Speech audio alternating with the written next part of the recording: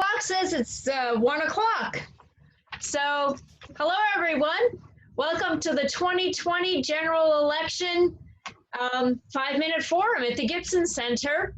I'd like to thank all the candidates and the media for taking time to be here today. And all the people out there who are going to be watching this afterwards. I appreciate everybody taking time to become educated for their civic duty. I want to remind everybody that this is being recorded. Conway Daily Sun, Rob is recording it at the Conway Daily Sun, and Valley Vision is going to be showing the video. I will send out the first time that they show the video. I will also send out a link because the Conway Daily Sun does an amazing job of putting it on their YouTube, and then you can watch it at your leisure, and you can check out each of the candidates that way. So I'll be sending out those links afterwards for any of the voters. You can send them on to people that you want to see your link. This is a 5-minute forum. What that is you'll have 5 minutes to speak about whatever you think that the voters need to know about you so that they'll vote for you. At 4 minutes, I will text you through the chat room. And I have my little clock here. So at 30 seconds, I will put my hand up and wave like this. At 30 seconds, the chat will be done privately. And then when we get close, I'll be putting the phone right in front of the screen so you can see it count down. I realize that when I'm muted, you can't hear the bell. So anyway, what we're doing today is we're going to be following the ballot, and we'll be going in alphabetical order. That way I didn't have to flip coins for all of you. And so here we go. Ready? Dan, you're up first. Thank you very much, Jill, and to everybody on the Zoom, including the elected officials, Democrats and Republicans, and people running for office. It's great to be with you. Look, I'm running for governor. I respectfully ask for your vote. I believe the meaningful obstacle to progress in the state, bipartisan progress in the state, is Sununu, who's running for a rare third term as governor. Look, I live in the south end of Concord with my amazing wife, Erin, our two wonderful dogs, Franklin and Roosevelt, and we have two amazing daughters, Iris and Josie. And I have a distinctly different perspective and background than the current governor. You see, my dad wasn't governor, my brother wasn't a U.S. senator, and I was never gifted a ski resort. My dad worked in a furniture factory for 45 years, same one, on air conditioned, doing the same job day in and day out for 45 years. My mom, part-time jobs while raising 4 kids. And right out of law school, I had the honor and privilege of serving as a legal aid lawyer with New Hampshire legal assistance for about a decade, looking out for low to middle income families and seniors and veterans, including helping people during the last economic crisis, the Great Recession, and including battling Wall Street banks for foreclosing on folks all across New Hampshire during that crisis. A lot of the same people are slipping through the cracks right now in this economic and public health crisis. The same folks that were slipping through the cracks back then, they ought to have someone in their corner, in the corner office for 3 terms in the state Senate, working together. A lot of the folks on the Zoom call, passing bipartisan pieces of legislation, including Medicaid expansion, working together on prescription drug costs, on clean water, but all too often bumping up against the same obstacle. Sununu and his record-setting 79 vetoes, 65 of which had bipartisan support. Everything from clean energy and biomass to job training to paid family and medical leave insurance to universal background checks to the waiver of insurance costs for COVID-19 testing and treatment, to help for our nursing homes in this crisis, to help for housing protections in this crisis. Bipartisan work thrown out the window by Sununu and his record-setting vetoes. It's no wonder with this approach that he calls himself, in his own words, a Trump guy through and through. Literally, that's how he describes himself, his own words. And look, just like Trump, Sununu has a long history of opposing and wanting the repeal of the Affordable Care Act. which is on the ballot in this race. Chris Sununu has a long history of supporting justices that would work to make abortion illegal, just like Trump. And just like Trump, Chris Sununu has a history of giving special treatment and special tax treatment to family, friends, and corporate special interests and corporate donors. That's the wrong approach. We need a new approach that protects our healthcare, that looks out for ordinary folks, especially right now. If Obamacare is repealed, that would have devastating consequences all throughout New Hampshire. And Chris Sununu was a cheerleader for the repeal effort for Trump Care. When it passed the U.S. House, he called it, quote, a huge win, unquote. But we're fortunate that Senator Shaheen, Senator Hassan, and the late John McCain voted that down in the U.S. Senate. And now it's up for another run at the Supreme Court, U.S. Supreme Court. Oral arguments on November 10th, right after the election. And Trump is rushing through a nominee who's opposed to Obamacare. And Chris Sununu doesn't oppose that process moving forward. It's no surprise that Sununu, just like Trump, have taken thousands from the health insurance industry. Look, healthcare is on the ballot in this race, no doubt about it. And if we're going to protect our healthcare in the state of New Hampshire, we need to vote down Trump and Sununu. We need to move forward together. That's what this is all about. That's what it's all about to me. Looking out for people, looking out for one another, that fundamental belief that we are all in this together, that we work hard to lift each other up, not tear people down. We look out for the healthcare and the security of fellow Granite Staters. We fight to include more people in our democracy and economy. And yes, by the way, I will veto an income or sales tax if it would reach my desk as governor. We're going to look out for working people and working families once again, not corporate special interests, not the health insurance industry. We got to look out for ordinary Granite Staters. That's what I'll do if I have the honor and privilege of serving as your next governor. Thank you so much, Jill. Thanks, everybody. Have a good rest of the forum. Thank you very much for being here, Dan. All right, and also running for governor is incumbent Chris Sununu. Hey, good afternoon. Hope everyone is doing well. Thank you for the opportunity. I know it's just 5 minutes and there's lots of candidates, but just to be able to come out, I know the whole Zoom thing is a little different for folks, but obviously this is a unique election. Everything from how we're dealing with COVID, where we're going, and most importantly, what the challenges we're going to face. But to take a little bit of a step back, obviously COVID really, I think, drives a lot of the discussion nowadays. And I'm very proud that New Hampshire's really become, to start there, the gold standard, if you will, the model, right? So we have this great balance of very low COVID numbers in the country, one of the strongest economies in the country, the strongest economy in the Northeast. We found that balance, and we did it by making some tough decisions early on. There's no doubt about that. And really managing. You can't sue your way through a crisis. You can't lawyer your way through a crisis. You've got to manage, build a great team, set those standards and those philosophies. And while the legislature and others, they didn't come back into session, and for right reason, we knew a lot of the decision-making was really going to kind of fall on our shoulders. But by building that great team around us, we secured more PPE, personal protective equipment, than anywhere else in the country. We made sure testing was available to everyone that wanted it, free of cost. We've made sure that we have the CARES Act funds not just going to bigger government programs, but actually more than any other state in the country, moving our CARES Act funds to the Main Street Relief Fund, the Nonprofit Relief Fund, the Self-Employment Fund. We created those, right? No other states really have those types of programs, and definitely not at the level. The Main Street Relief Fund alone put $9 million into businesses on Main Street just in Conway alone, right? Nearly $500 million in total with these funds going out so that folks could get through these very tough economic times, understand how our guidelines and our processes work, allow things to open up at the speed of consumer confidence the right way, and most importantly, not just saying we're all in it together, but truly being transparent. I know a lot of folks were watching all the press conferences, right? Sometimes it was every single day early on, because we wanted everybody to know what was happening on our end, be transparent with that information. And I'm a huge believer the foundation of public trust is that transparency, is having folks really be able to walk with you in a lot of the tough decisions that had to be made.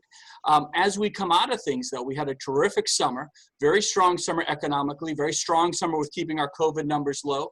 We got the number of outbreaks in long-term care facilities. At one time, early on, it was over 20 facilities, right? We got that down to 1 or 2 outbreaks. And Lori Shivanette and Dr. Chan deserve a lot of the credit there. We had the men and women of the National Guard working in the food banks and all the different services, doing testing over here, delivering PPE over there. It was an amazing, amazing team effort. And it wasn't easy. I'm not going to lie to you. It was a lot of long days and a lot of long nights. And going forward, we're going to have some pretty serious challenges, right? We're going to have budgetary challenges where we're going to have to make some tough decisions. We can do it without raising a single tax. In fact, you know, my commitment is to make sure that the next budget that we present forward will have a reduction in room and meals tax, will have a reduction in the business enterprise tax. We can manage all that going forward. We've been working with our commissioners very closely. You know, when it comes to the issues that are pertaining more, I think, more to this forum, it's making sure that things like Meals on Wheels, right? That program was in a lot of financial struggle last year. We were able to provide those funds, and we actually got the federal government to change some of their regulations in terms of how they fund those types of programs moving forward, making sure that everyone has access to that home-based care, community-based care. The solutions aren't all in Concord. The solutions are not in downtown Manchester. That's not where all our resources can and should be going. They need to be going to the broader community. So when you talk about things like SUD, substance use disorder, or families that are dealing with mental health challenges for themselves or a loved one, folks that are dealing with the division of children, youth, and families and abused kids, those solutions come from the communities that surround them. We shouldn't be asking folks in Conway or the North Country to have to drive all the way down to Concord or Manchester for those types of services. And it's that community-based care, that emphasis on that home care. I'm very proud to have gotten the AARP Community Caregiver Award just a couple of years ago. I'm one of only 5 governors in the country to receive that. And it's not by accident, it's by design. It's because we try to make sure that the stakeholders on the front of the lines really have the information they need, they're being heard, and we're carrying those solutions to Concord so we can simply be a better tool for getting those results. I haven't been campaigning a whole lot. We've been really managing the state. That's still a 12-hour-a-day job, to be sure. But now that the campaign is really in full gear, we got 3 weeks. We hope to earn folks' support. And I only say one thing. Individuals has to be judged on the results, not just on political rhetoric. But thank you, guys. We hope to earn your vote, hope to earn your support. And we're in a tough challenge, but we are all going to get through it together. Timing was great there, Chris. Thank you so much for being with us today. You and Dan, thank you for taking your time out of your busy schedules to be here. You got it. Thanks, Jill. All right. Next, we have the United States Senator is next on the ballot. So Courtney Messner. Hey there, I'm Courtney Messner. Thanks so much for doing this, and thanks for having me on. This is great. I really, really appreciate it. And so let me tell you a little bit about myself first. I'm Courtney Messner. I grew up in a blue-collar family in Altoona, Pennsylvania. I left home at 17 and went to West Point. I graduated from West Point in 1979. I was an airborne ranger infantryman in the Army and served in West Germany during the Cold War, led 150 infantry soldiers there. I have 3 kids. 2 of my sons are West Pointers as well. One graduated in June. One is in the bubble at West Point now with COVID, and he's a junior. After I served, I went to law school, became a lawyer, went to work at a large law firm. After working there for about 6 years, I decided I wanted to be an entrepreneur and a small businessman. I started my own law firm. That was really scary, really, really scary. But through a lot of hard work and some luck, we were able to grow that little business into a large national law firm. But for all the small business folks out there, I understand the fear of being a small business owner and the concerns about making payroll and paying your bills. I've been there, and I know it's right now during the COVID economy, it's a difficult time. So why did I run for the United States Senate? I feel very fortunate to be an American. I feel very fortunate to have the opportunity to go from a blue collar family to West Point to serve in the country and then to enjoy business success. And I believe that freedom, that opportunity comes from individual liberty and economic freedom. And I want to make sure everybody in New Hampshire and for generations beyond that everybody has the opportunity to pursue whatever dreams they have and do whatever they want to pursue in their lives. You know, we are in difficult times right now, and we need people in the United States Senate who will solve problems, who knows how to bring people together to solve problems. In my business career, I've been doing that for the last 25 years, to work with people who have differing opinions and come together and come up with creative solutions. You know, and particularly now we must navigate through the COVID situation and bring back jobs and help the small businesses in New Hampshire and do it in a way that is safe for everybody. You know, and in my travels around the state and in the North Country, many of the small business owners I met with, they are being very, very conscientious about the guidelines because they know for their business to be successful, their customers who patronize their business must feel safe. So they're coming up with great solutions to run their business and conduct their business so that their customers are safe, because we must bring back jobs. We must have the security of a good, well-paying job. We must have safety in our communities. And we must help these businesses and people who are out of work as we navigate through the COVID economy. That's why I think that a few weeks ago, there was a $500 billion COVID relief package in the Senate, and the Democrats didn't even want to talk about it. They voted no. And that could have been a good bridge relief package to other relief that is needed. That package included enhanced unemployment, included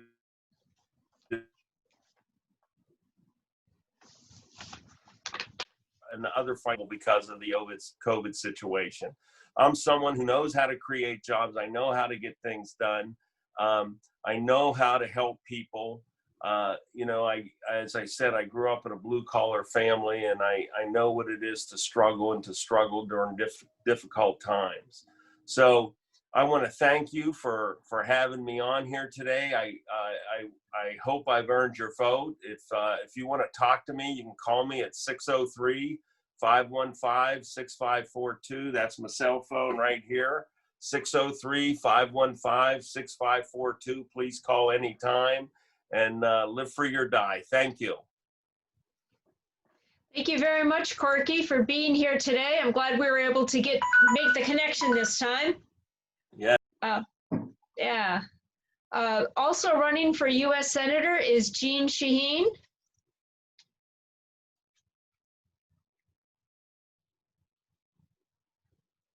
Can you hear me, Jill? Yes, welcome. Thank you. It's really nice to be with all of you at the Gibson Center this afternoon, and thank you for doing this. I wish we could be there in person. Yes. As it was before, when I spoke to you before the primary, job number one continues to be defeating this pandemic. We need a plan out of this administration in Washington that will increase testing and contact tracing, that will ensure that we fully invoke the Defense Production Act to make the materials we need to fight this pandemic here at home and not have to depend on countries overseas. We need to continue to support a vaccine and therapeutics to ensure that we have a long-term solution. And we need a consistent message out of Washington that says we should follow the CDC guidelines, wearing masks, social distancing, ensuring that we wash our hands and do all the cleaning that's required. We have not had a consistent message, and that's been one of the challenges. Sadly, today we've had over 215,000 Americans die, over 450 in New Hampshire, tragically. So that's got to be job number one. But as your senator in Washington, I've worked to try and bring help back to fight the coronavirus. In the first package, we brought $1.25 billion for the state. The Governor Sununu talked about how he distributed that money, which has been important to people in New Hampshire. And I've tried to make a difference for New Hampshire citizens during all of my years in the Senate and before that as governor. For older Americans, I have fought cuts to Medicare. Under this administration, they've tried for the last couple of years to cut $500 billion from Medicare. We should not be doing that to our older citizens. I have fought to protect Social Security, which is so important for people as they think about retirement. It's an earned benefit.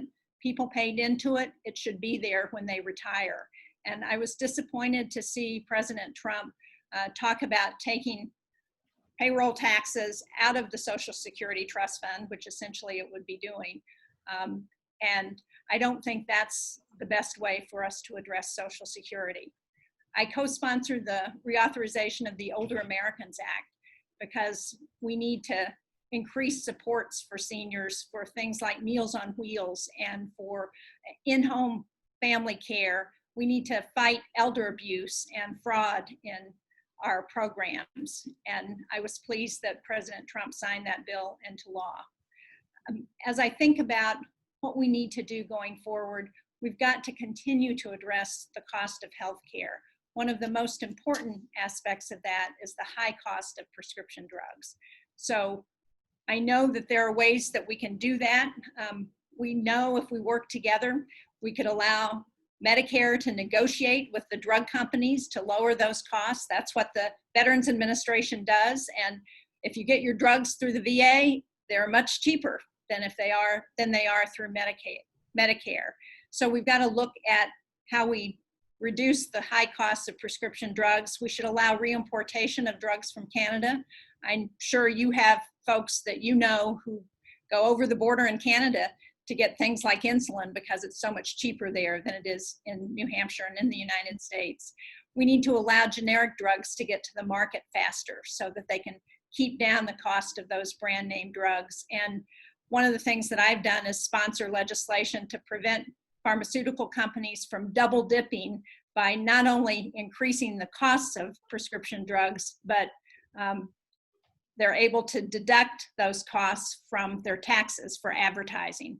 I think that's wrong. We need to do more to lower costs. I will continue to work on that, and I hope people will look at my record. I hope you will decide that I have worked hard for the people of New Hampshire, will continue to fight for you, and decide to support me on November the 3rd.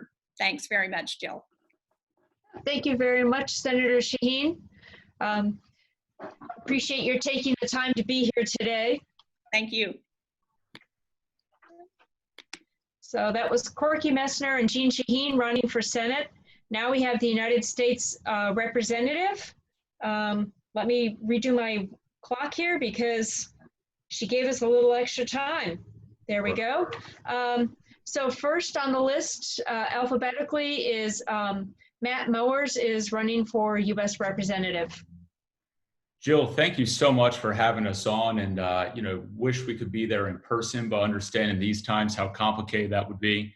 It's especially great to be with a bunch of folks from up in the Conway area. It's a special place for me and my wife, not only because we've been there a number of times over the years, but throughout this chaotic campaign. It's actually provided the refuge we've needed for a few brief moments throughout the campaign trail, whether it's when we've been hiking and camping in Tamworth or Albany. It's also special because in a lot of ways, it's where I started my campaign. Last December when I was thinking about running, one of the first events I went to was at the Lobster Trap in North Conway, a place I've been to a number of times over the years. And as I was talking to folks about thinking about running, I had one woman come up to me and she said, "You have to do it." And so I said, "Okay, well, tell me why." She says, "I just don't think Congressman Pappas is listening to us anymore." And so those words stick with me ever since. And I've done a lot of thinking about those words.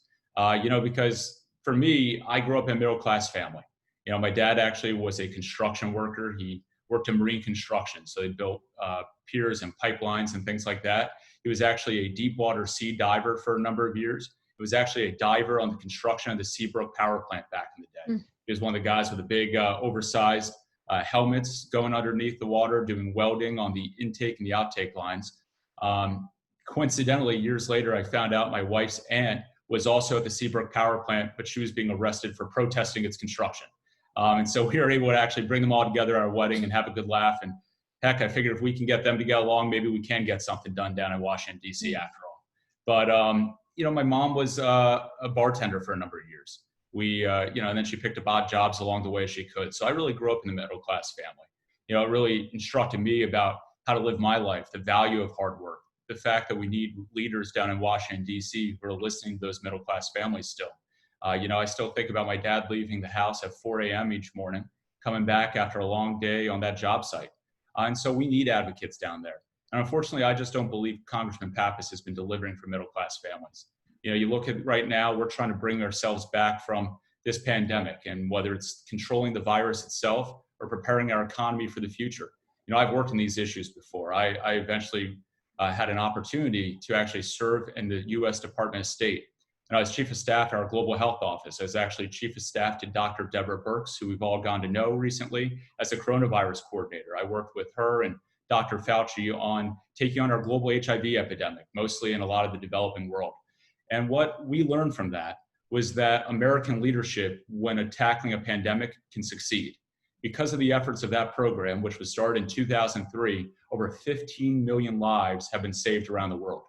And it's one of the few areas of American government where you can actually measure the impact of, the investment of dollar, the impact and outcome that you get. You know, I remember traveling to places around the world and seeing how thankful people are for the life-saving opportunities we provided as Americans. You actually now have in countries control of an HIV/AIDS epidemic, which just 15 years ago was a death sentence.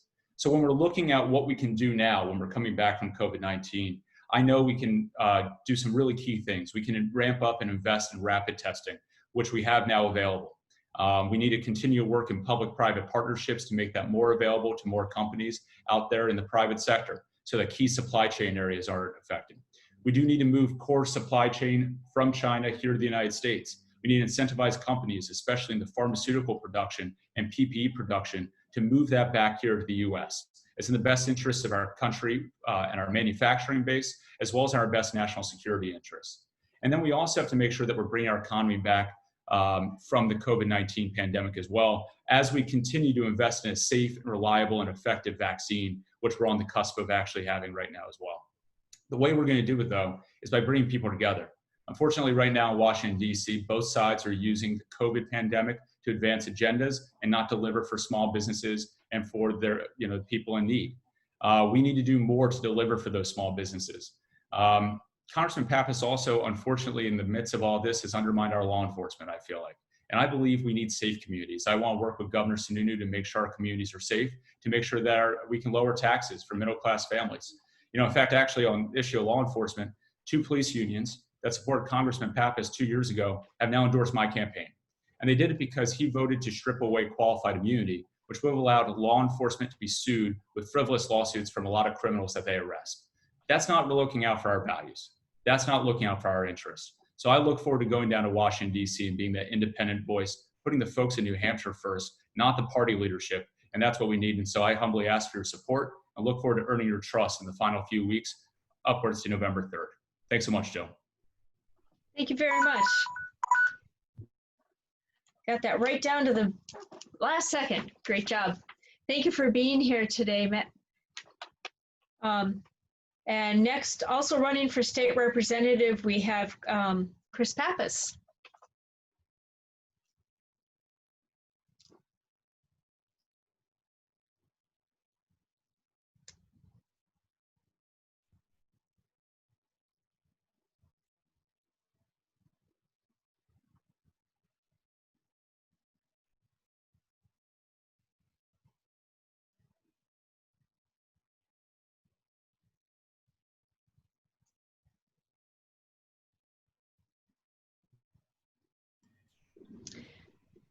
David, I don't have any sound on that.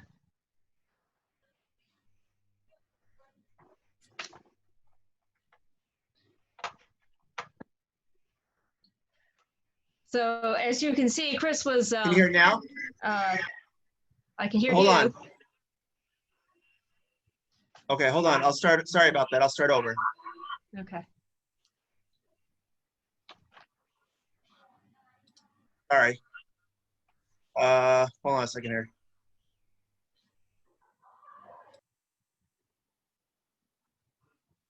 Hey, Jill. Yes. Okay. Can you hear just me right now? I can. Okay, so I'm gonna share it and then I'll just shut up. And I think audio will be on and we'll just hear him. Okay. Sound right? All right, let's try that. Sorry, everybody. Time for this one. All right, here we go. Oh, wait. Sorry. All right, share the screen.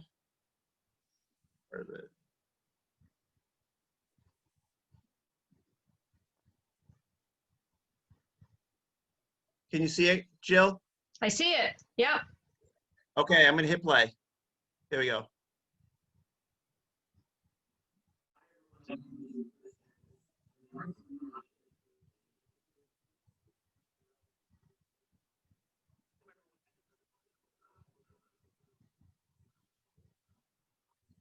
Sorry, David, still don't have any audio. No audio? No audio.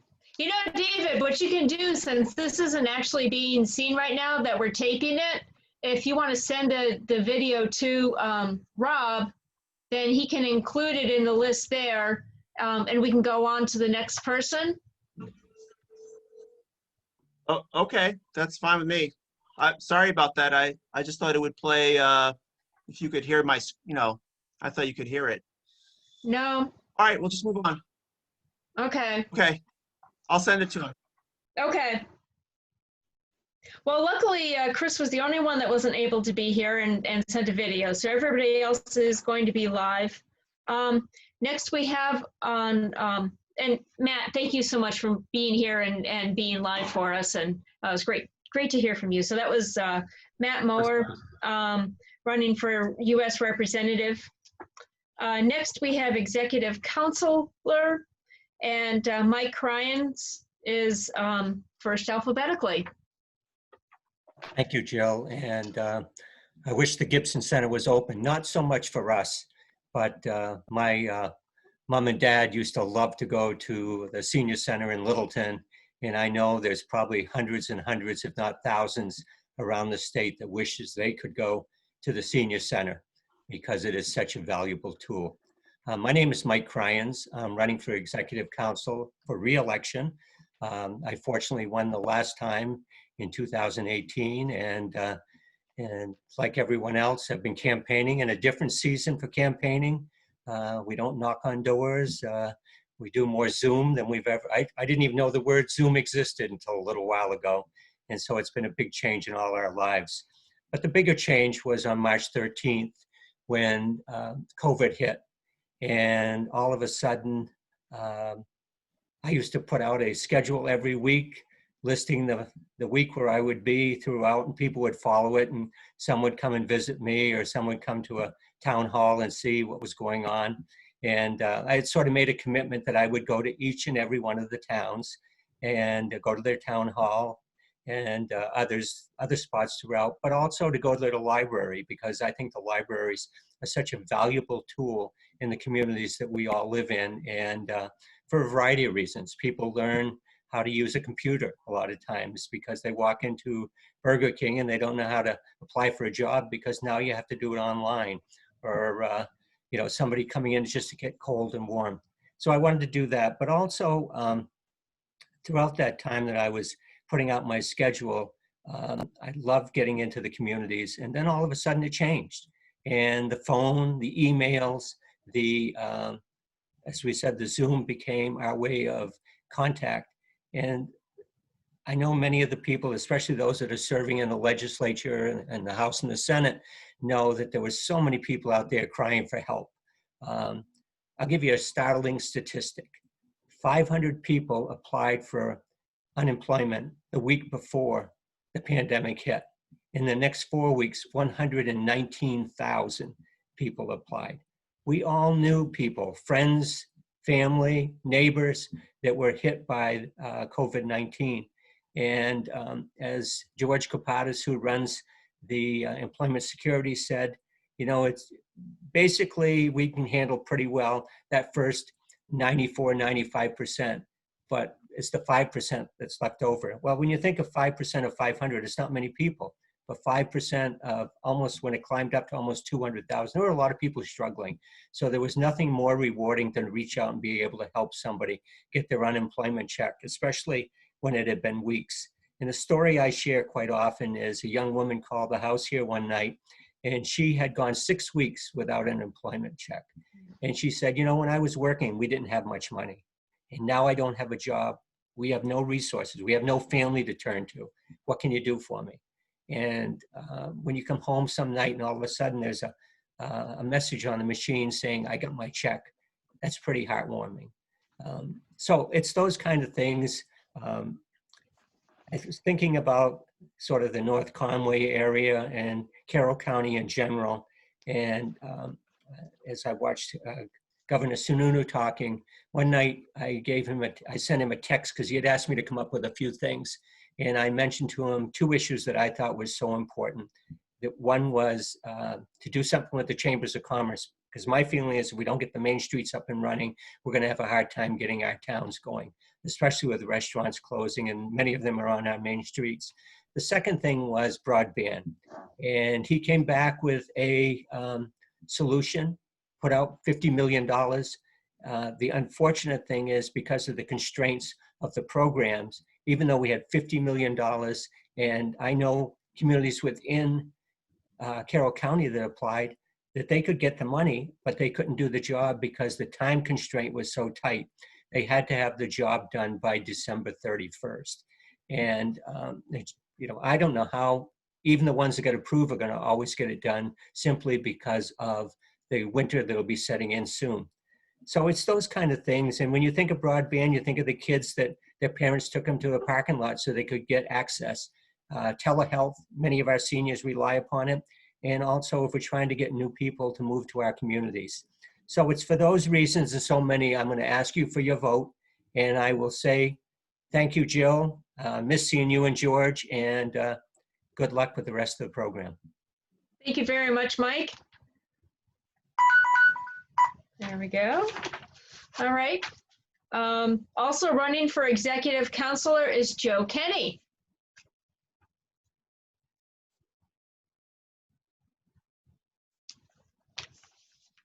Can you hear me okay, Jill? I hear you loud and clear, Joe. Hey, great. Good to see everyone. Congratulations to everyone who's running. My campaign slogan is people above politics. Let's keep New Hampshire, New Hampshire.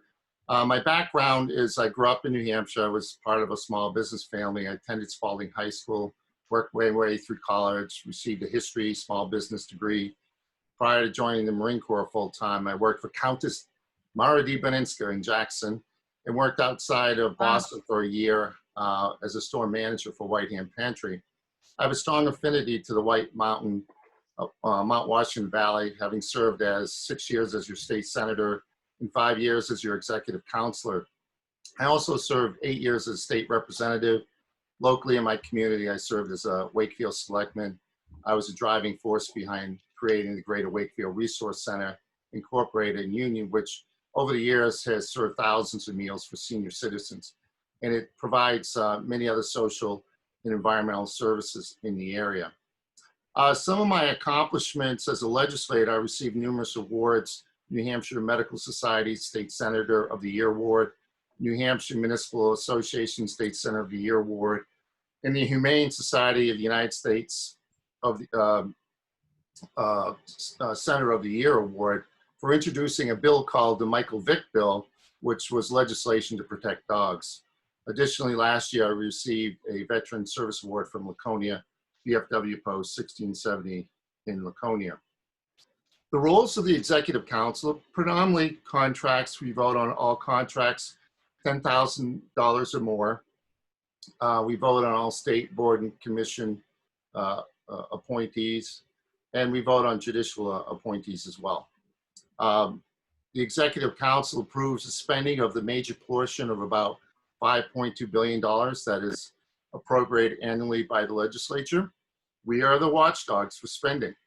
The Executive Council approves not only judges, commissioners, but also notary republic, justice of the peace, commissioner of deeds, and hear pardon requests. We also oversee the 10-year highway plan through GASIT, which is the Governor's Advisory Commission on Intermodal Transportation. Executive councils do a lot more than the public really understand, and we constantly have to kind of act as a civic teacher along the way. Why am I running? Well, I'm running because I feel the council has stepped back into Washington-style partisan politics. I'm glad to have the endorsement of Governor Sununu. He needs a council he can work with for the people of New Hampshire. We need to continue to stabilize the pandemic and move the state in a safe manner, but also one that allows us to open up the economy. Again, I want to make it a full-time position.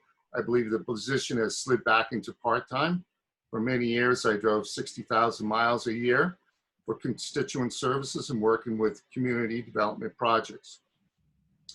For the elders, I fought for senior military contracts, and for Northern Social Services, I fought for their contracts. I was disappointed to learn that Carroll County did not receive any Northern Border grants this year, nor did Coos County. I would have been an executive council that would have demanded awards in Carroll County and Coos County. Constituent service is always my top priorities. I brought $1.2 million for the Pathway Project through a program called CMAC into the Valley. I absolutely support the efforts that are going on with the Carroll County Broadband Coalition, a speedy recovery to Steve Knox. I do not support a new broad-based tax. I'm a defender of our Second Amendment. I've always believed in local control. We need to continue to fight the opioid crisis and the mental health issues here in the state of New Hampshire. But we also need to know that we're going to have a revenue shortfall, roughly between probably $300, $350 million. What is the difference between myself and Michael Cryans? Well, I would have supported the first African-American to be confirmed as to the State Board of Education, Ryan Terrell. I would have supported the first African-American to be confirmed as Executive Director for the Office of Professional Licensure and Certification. I would have voted on the Pam Smart commutation hearing, the one which Michael Cryans abstained. I would not have abstained on the vote to have David Mara oversee the Hillsborough County Attorney's Office when the governor was asking for a new position to do that. I would have voted for Frank Edelblu's pay raise, but he was denied that because of political retribution. Lastly, I would have commented on the Michael Addison's capital murder case when a reporter asked, a statewide reporter asked if Michael Cryans would go ahead and commute his sentence. He gave no answer. And lastly, I will support Gordon McDonald to the state Supreme Court. Thank you very much, and I ask for your vote. Thank you, Joe. That's Joe Kenny and Mike Cryans running for Executive Counselor for this Northern New Hampshire. Thank you both for being here today. Next, we have the state senator, the race for the state senator, and alphabetically, Jeb Bradley is the first to speak.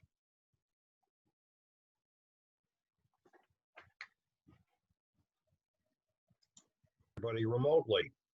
I'm Jeb Bradley. I grew up in Wolfboro. My parents owned a hardware store. I also owned a health food store. I have 4 wonderful kids. They all live in other states, but my wonderful bride, Karen, we are living in Wolfboro, and we love to hike and we love to garden. It's been an honor to serve New Hampshire for all these many years in the New Hampshire House. I work for lower electric rates and to protect our environment. In the U.S. House, I work to improve funding for veterans' health care, create a wilderness in the White Mountains, and to save 5,000 jobs at the Portsmouth Naval Shipyard.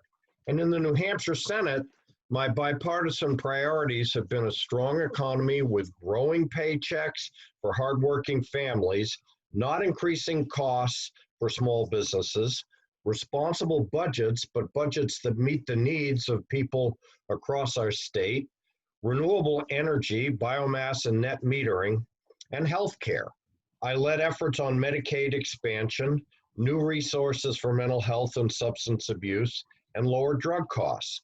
So, as a lot of other people have been saying, why am I running again? Quite frankly, these are unsettling times. The pandemic, the impact on the economy, the divisiveness of the politics across our nation. And so I believe we need people who have a proven track record of working in a bipartisan fashion to achieve consensus and solve problems. And I start right there with my efforts on Medicaid expansion, or environmental protection, or mental health, or substance abuse, or improvements protecting children from abuse and neglect. And just in 2020, along with my Democratic colleagues, I worked for water protection standards, parity for telemedicine, lower costs for insulin, and better broadband in rural areas of our state. And on a piece of legislation that I sponsored that is particularly important to me, we achieved parity for oral and intravenous chemotherapy, which is life-saving to many people. I've always believed in effective constituent service, and during the pandemic, I have spent countless hours, as well I should, connecting people and businesses to the support that they need, but also specific projects like the Ospey Roundabout, the Ospey Lake Dam, and funding for Conway's water projects. So if I am fortunate enough to again serve in Concord, what are some of the key issues that we will face? First and foremost, dealing with a pandemic and safely getting people back to work again. And I believe that we have to continue the reforms that we've instituted that have made New Hampshire not only one of the most attractive states to live in, but also one of the most attractive states to own a business in and support hardworking people. And we need to continue to protect taxpayers. In my mind, that means no income tax, no sales or capital gains taxes.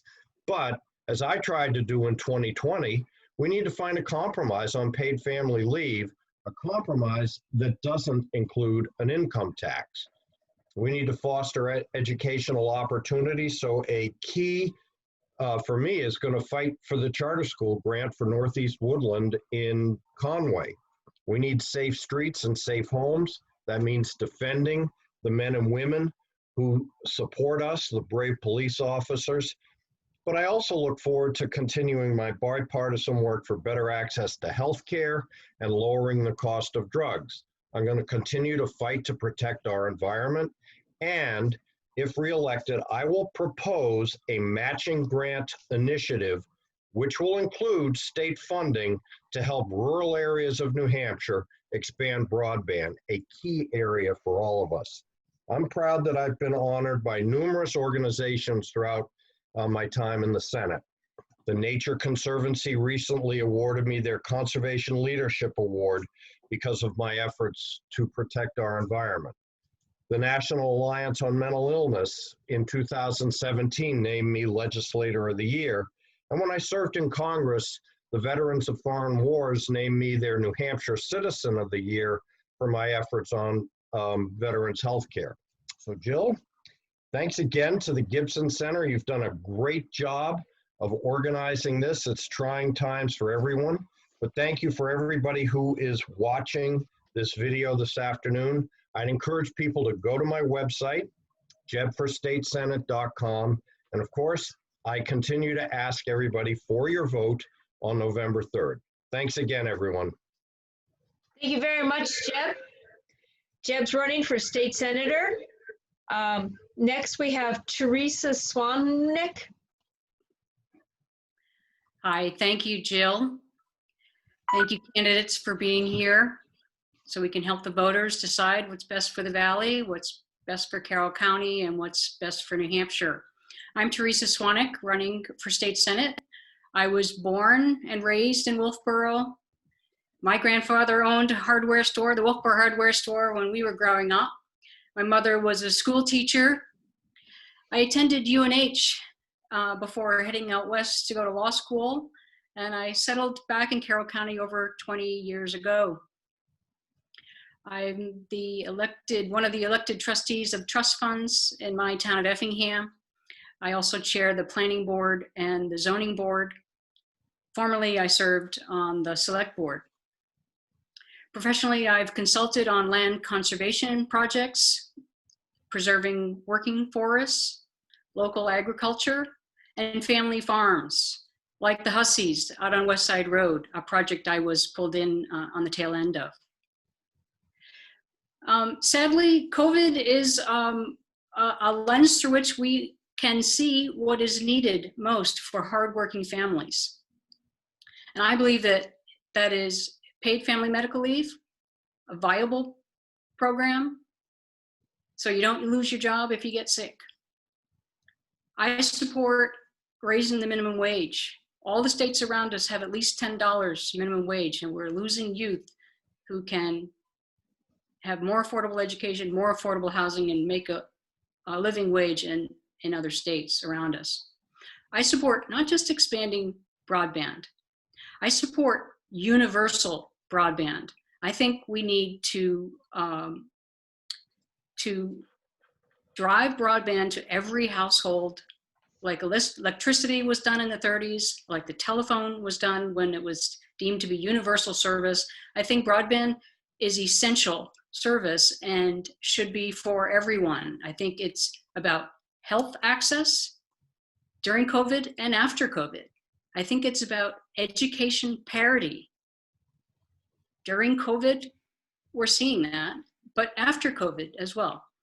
I believe it's also about economic development, from farmers to small business owners to large businesses, national businesses. We could have people living in New Hampshire raising their families here that work in other states. So I believe in universal broadband. I also believe that post-COVID, we need to rebuild clean and green.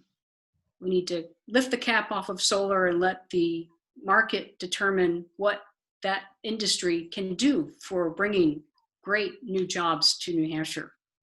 I support legal, regulated, taxed cannabis, like all the states around us and Canada, who are reaping the revenues that New Hampshire desperately needs. They're also saving costs on drug treatment and policing and prosecuting. That's in New Hampshire's interest as well. It would also give funding to help relieve the unfair burden on property taxpayers of education. I'm for fair education funding. We need to resolve this once and for all. So I think there are great suggestions about doing, and Commission working on that. So happy to be part of that conversation, but I would love to go to Concord and work on that. I also support reasonable, common sense gun safety measures. One particular issue is to have gun safe polling places like we have gun safe school zones. In my little town, we have to use the school to vote because it's the largest building we have in town. And the district, Governor Wentworth Regional District, has to shut the entire district down for us to vote in case someone wants to bring a gun to vote. And so that's a burden suddenly on the entire district for every family that's got to find childcare or shift work or miss work. And I just think that's an unreasonable balance of burdens when someone can not bring a gun or absentee vote, or there are other options that polling places should be a place where we don't have to worry about guns and can respect local control. So if you want someone to represent the hardworking families of Senate District 3, please help me with my middle class values and Carroll County roots to better serve you I ask for your vote. You can go to theresaswaneck.com. I'm happy to talk further offline. And thank you all for being here, all you candidates, and for the public for listening. Thank you. Thank you very much, Theresa. So that was State Senator Jeb Bradley and Theresa Swaneck running for that position. Next, we have State Representative District 1. So this is the Bartlett Harts location area, and Anita Burrows is first alphabetically.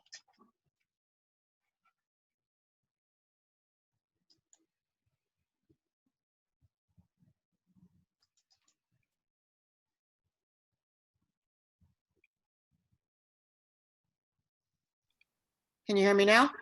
Now, yes. Okay, start over. Thank you, Jill, and thank you to the Gibson Center for hosting. These are such important forums so that the candidates can get to know us and make informed decisions. I have lived in Bartlett for over a quarter of a century now, and I've been involved in community service since moving here. I was one of the founding board members for the Conway Humane Society. I was also a board chair for Starting Point Services for the Victims of Domestic and Sexual Violence. I am actually the incumbent state rep for its Jackson, Bartlett, and Harts location. And I believe I've been a very accessible state representative. Ed Butler and I started meeting regularly with constituents just to talk about what was going on in Concord and to hear from folks. And the first one we did, we thought maybe 4 or 5 people will come, and about 30 people came, which really amazed us. It really pleased us that so many people were interested and concerned about what was going on in Concord. As Mike Ryans was talking about, I've been extremely busy with constituent services because of the COVID-19 crisis. And as Mike said, when somebody calls you or emails you and says, I've got $30 in my account because I can't get my unemployment check, you stop everything you're doing to help them. And you do breathe that sigh of relief when you find out that the unemployment went through, when they have money coming in again to feed their family. So I anticipate that's going to be going on for the foreseeable future, sadly. I think we need to keep our nursing homes and our home health care agencies safe to ensure that people are not inadvertently exposed to COVID. They've done a fantastic job. Our county nursing home has been phenomenal. And in terms of healthcare, we've had some wins in Concord. We've had some things that we need to work on. It was a win that you can now have telemedicine services. A lot of us don't want to go to the doctor right now. We want to be able to get on a computer or a phone and talk to our physician. You'll be able to do that now. The other thing that was a big win was the price of insulin went down. Prices of a lot of prescription drugs will be going down because you'll be able to get them from Canada. I get a prescription for a tiny little vial of cream, which I need, $125 in the States. I can now get it from Canada for a fraction of the price. So that's very important.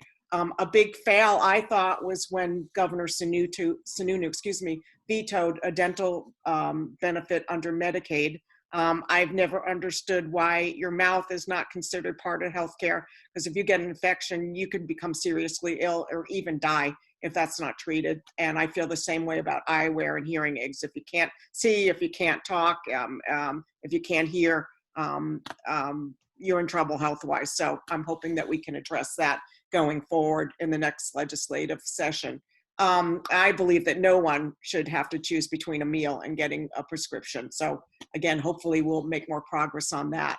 And as most of you know, we're in a silver tsunami right now in New Hampshire. We have we're one of the oldest populations in the state of New Hampshire. I actually do have gray hair, although you can't see it too well, which is one of the key reasons we need to increase the minimum wage from $7.25 an hour.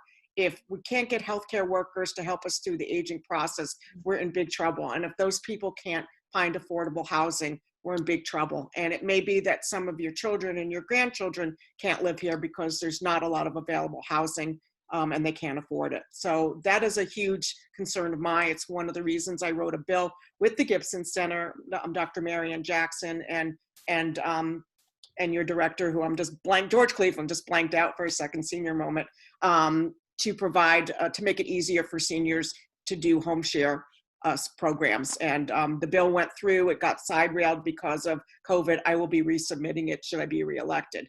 And I think that the last thing that I wanted to say that I feel in some ways that the state legislature is broken.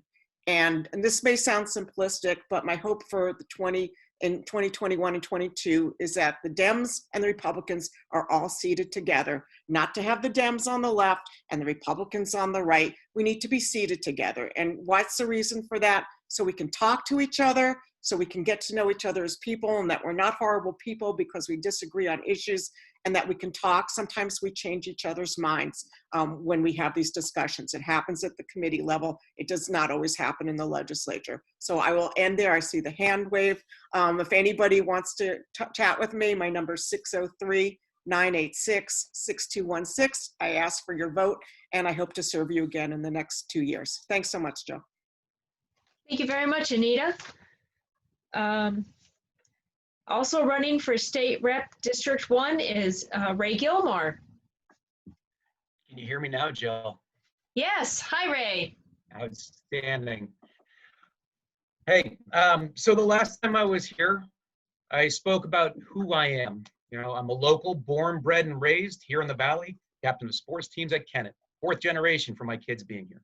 I'm a father, 5 kids, 4 daughters. Drives a lot of my decisions, a lot of my beliefs. I'm a husband, 13 years. Count myself lucky, blessed that somebody who's actually able to put up with me for that long. I'm a veteran. Everybody knows I'm a veteran. I was supported by this community when I was downrange in Afghanistan, taking care of girls' schools, wells, clinics, community outreach, and medical assessments for local nationals there. And I'm a community leader. I've been a community leader in this area of the world my entire life. Even when I wasn't here, I was still reaching back and bringing soldiers here to ski with the Mount Washington Valley ski team. I would train, and then I would come back and we'd do the Gibson Cup and bring back a whole bunch of money or help raise money for the New England Ski Museum and ESSC and so on and so on. Hundreds, over $100,000 according to Terry O'Brien and speaking with her yesterday. What I'm going to talk about today is my hope to bring values-based leadership back to Concord and take that back to the seat. And when I say values-based leadership, leadership's not just a buzzword, it's an acronym for me. It stands for loyalty, duty, respect, selfless service, honor, integrity, and personal courage. When I talk about loyalty, my loyalty lies with the Constitution of the United States, the residents of this area, and my family. Duty, my oath never expired, and it never will. I have a duty to protect and defend the Constitution of the United States against all enemies, foreign and domestic. We go to respect, respect. Respect means treating everyone as they should be treated. I stand against any group, individual, or organization that would ever serve to harm, harass, or otherwise intimidate any American based upon any discriminatory factor, be it race, religion, color, creed, age, anything. It doesn't have a place here, including discrimination based on somebody's political beliefs. They, them, those bad Republicans. It needs to end. It needs to end now. Selfless service. Selfless service means that we put the welfare of our community, of our state, of our neighbors before any political ideology. It means that we step forward to serve, whether it's as a tutor and a DARE role model and a captain of sports when I was in high school, or as an EMT and as one of the angels who would help bring people home from bars so there weren't rape issues. We would have designated drivers. Whether it was when I came back here and served on the Eastern Slope Ski Club board, or worked with the Red Parker Pub Challenge Cup, or worked with the Dewey Mark Foundation to raise money for school funding for kids going on to college. That piece of selfless service was taught to me through my parents. My mother was one of the early members of Carroll County Against Domestic Violence and Rape, CADAVR, which was the starting grounds for Starting Point. My grandmother, Helen, who was a huge piece of that Gibson Cup Foundation, or that Gibson Cup community, I'm sorry, I keep falling back into the skiing thing. But she was nominated and won the Carroll County Volunteer of the Year. My Selfless service is a way of life that has been passed down to me by grandparents and parents that I have used in this community and I will continue to put back forth in this community. Honor.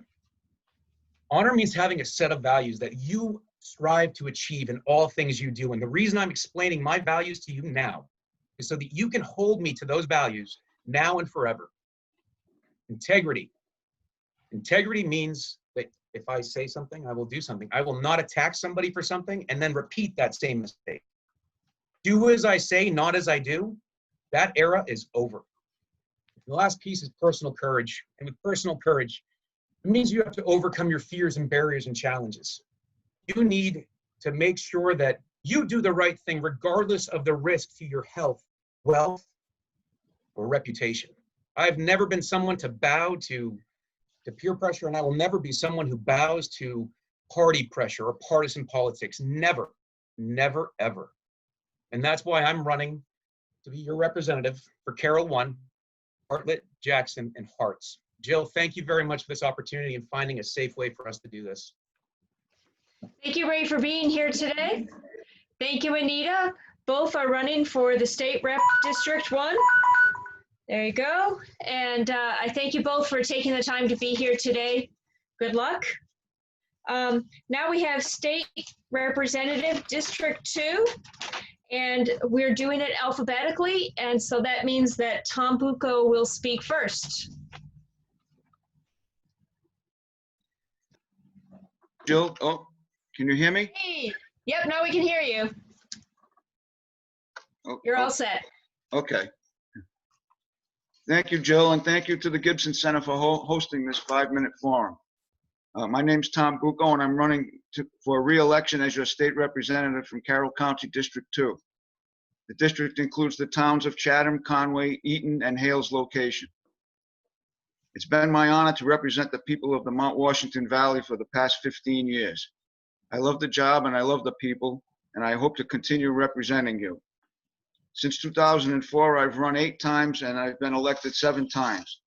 During my first term, I served 2 years on the House Public Works and Highways Committee, where I had direct input on the state capital budget and the state 10-year transportation plan. And the capital budget requires working closely with the state treasurer in order to stay below the limits for issuing general obligation bonds for state public works projects. And since 2006, I've served 6 terms on the House Finance Committee, where I've had direct input on the operating budgets of the Department of Education, Department of Transportation, and the Department of Safety and State Police, and where I always support the state police budget request. My reputation for integrity has empowered me to be effective in appropriating resources to towns in the valley, particularly in securing grant funding for expensive water and sewer projects, to the point that members of the Finance Committee honored me by labeling those funds Bucco bucks. I have established a well-known routine of dealing with my colleagues on a face-to-face basis. But now with this virus pandemic, I don't know how I'm going to function if I can be as effective as I have been in the past.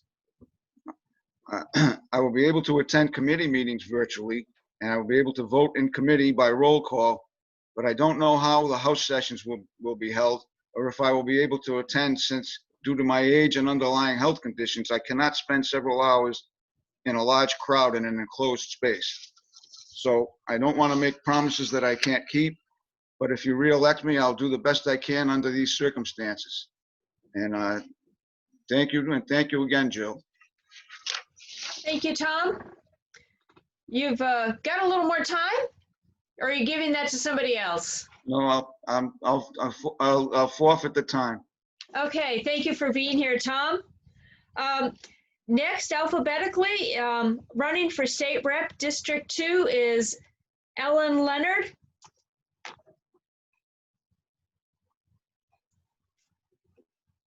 Can you hear me? We can hear you, we can't see you. Oh, wait a minute, I think. There you go, okay. Here I am. Hello, my name's Ellen Leonard, and I'm going to say the same thanks as everyone else has. to the Gibson Center, and to David as well, doing background work. I know how important that part is. Why a little bit about me, let me say, I've lived here for 16 years in Conway. My husband was Dick Pollock.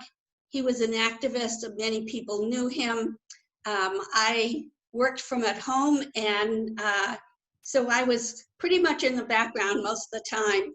I've been a helping hand in terms of a lot of the work that Dick did, but invisibly so. He died 4 years ago, and I then decided that I had to stand up and put my big girl pants on and become the activist that he was, or at least try to be.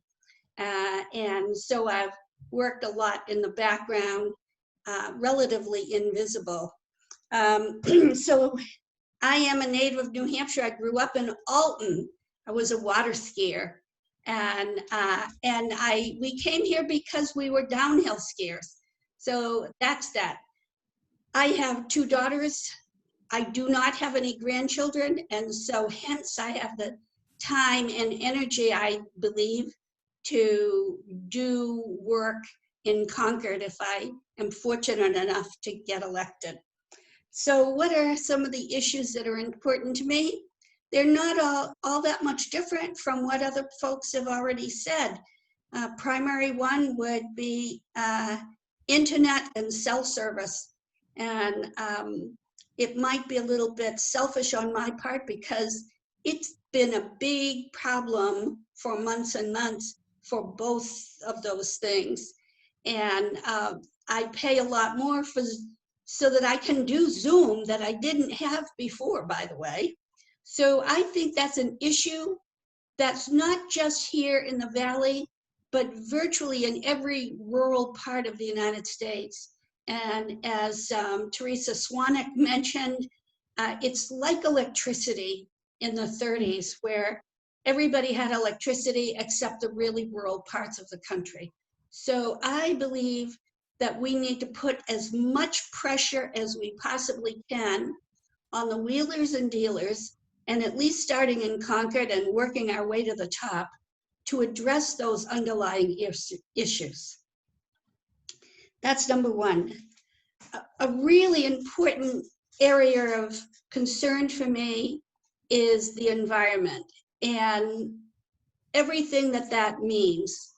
I believe we should be putting a lot of pressure on Eversource to move from petroleum to other kinds of power. I'm having a brain cramp here. Because that is our future, and we need to do everything we can to do that. I don't know exactly where that starts, but that is an area that's very, very important to me, and I believe it's very important to practically everyone who lives in New Hampshire. I also believe very strongly, as everyone else has mentioned, about public education. I believe that we have to maybe move in a slightly different direction besides property taxes to support us. Because the fact of the matter is, property taxes, there are lots of people who own valuable property, but they don't have a lot of money. And towns, not all towns have ski areas and other kinds of businesses that help support the property tax base. So the thing is, there needs to be a better way. I'm not telling you I know what the better way is, but I believe that we have to look at it long and hard. I'm out of time. Thank you so much. Thank you, Eleanor. Thank you for joining us again today. Eleanor's running for State Rep District 2, as is Frank McCarthy, who is next alphabetically.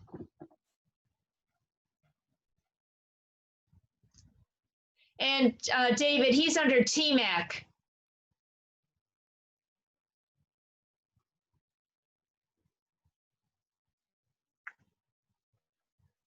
aren't I? Huh? There you go.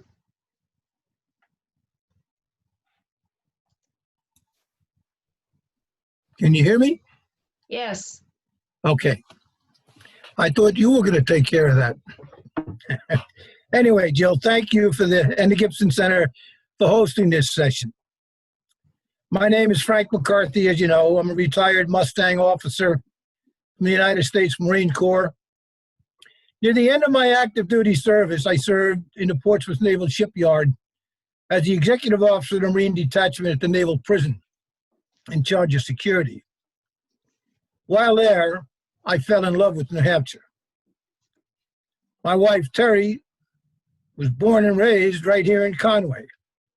And upon my retirement, we chose Conway to raise our 3 children. After traveling the world over several times, I found no better place than right here in New Hampshire to raise a family. I chose New Hampshire.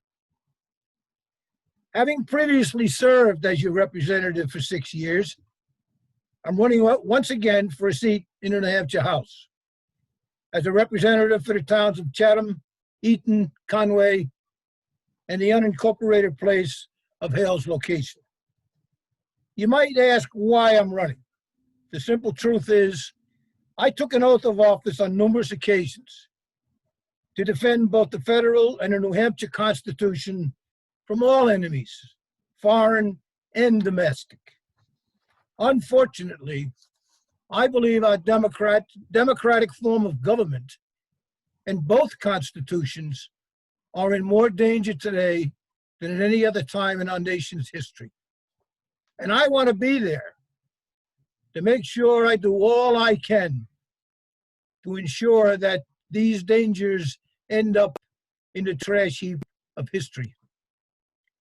I believe deeply in our Constitution, in the rule of law, in our right to defend ourselves and our loved ones and our property. Above all, I believe strongly in the 3 foremost unalienable rights penned within our Declaration of Independence: the right to life, liberty, and the pursuit of happiness. My opponents and I have different values and principles. More than once they sought an state income tax. I never will. More than once they sought to enact an almost 5% capital gains tax. I won't. They believe in big government that pays for everything. I believe in government. The government only has one way to take in revenue, and that's to take it out of your pockets. I also believe in the sanctity of life, from the moment of inception to natural death. I believe in the thin blue line. Our police, our firefighters, and other first responders, they put their lives on a line on a regular basis. When people are running away from Antifa and Black Lives Matter anarchists, rioters, looters, and murderers, the police are moving forward. When the people are running out of burning buildings, the firefighter is running in. They are heroes, one and all. As simple as that. And they should be treated and used accordingly, not looked down upon and defunded. I humbly ask for your support on November 3rd. I also ask that you help in my campaign. Put a sign on your lawn, maybe a little door-to-door. I can be reached at 356-9160. As a result of my duties as chairman of the County Republican Committee, I can often be found in a Republican office located at 50 White Mountain Highway in Conway. Drop by and let's chat a while. Thank you. Thank you very much, Frank. Frank is running for state rep for District 2. Thank you for being here, Frank. Wendy Richardson has a scheduling conflict, so she was unable to be here today. So that makes Karen Umberger as next alphabetically for people running for state rep District 2.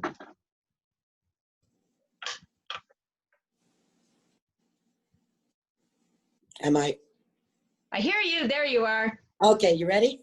Yep. Thank you, Jill, for hosting the 5-minute forum. And I understand David is in the background making sure everything works. I'm Karen Umberger, and I'm running to be your state representative from the towns of Chatham, Conway, Eaton, and Hales location. I have lived here since I retired from the United States Air Force after a 28-year career.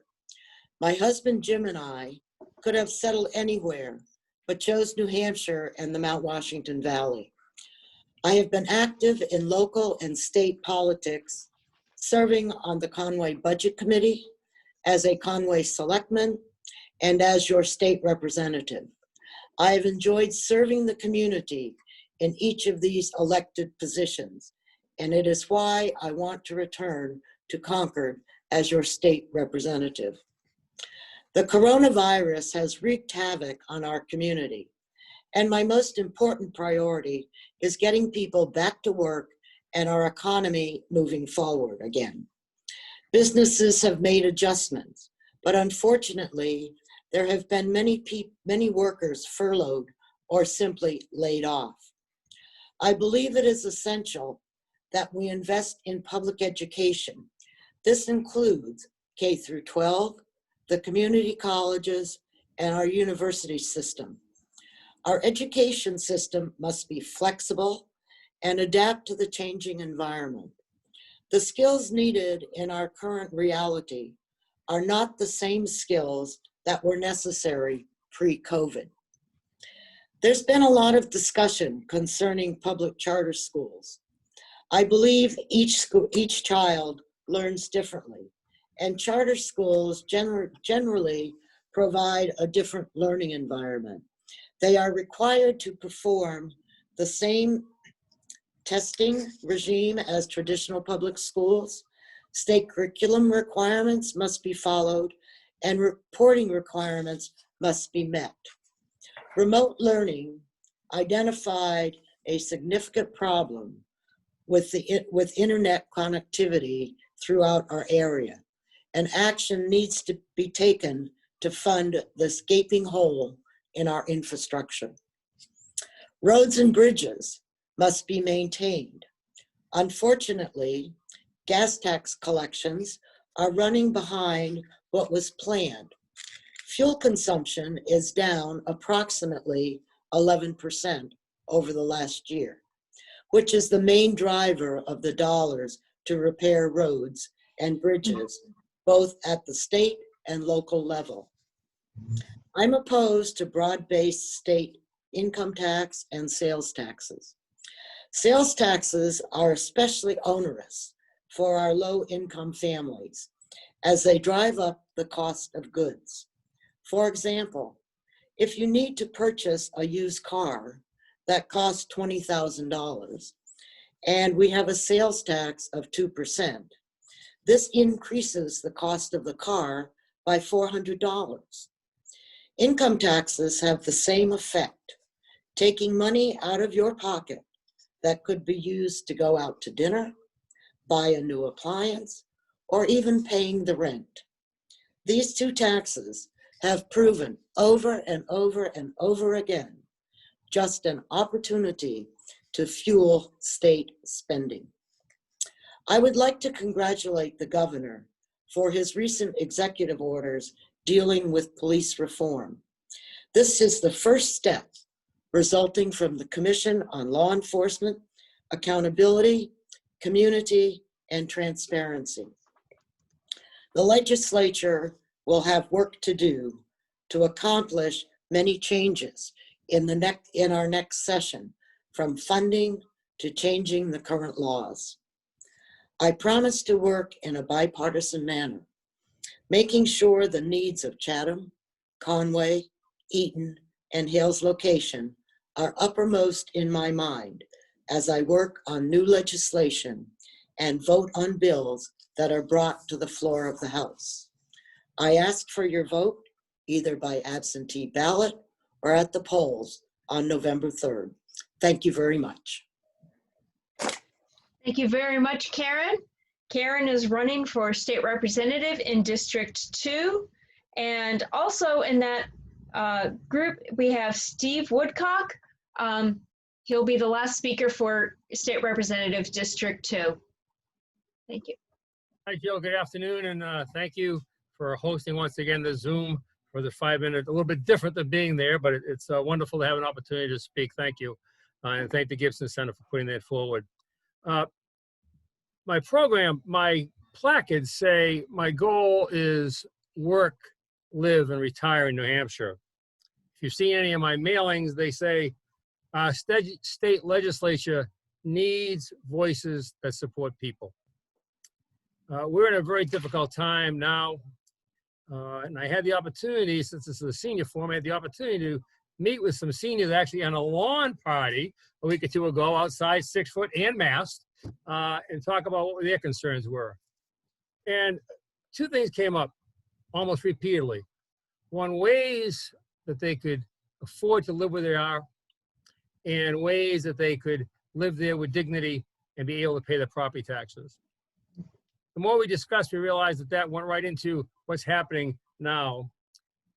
In this community, in the Valley, we have issues like food insecurity, health insurance needs, increasing costs of pharmaceuticals, no place that's affordable to live for the most part.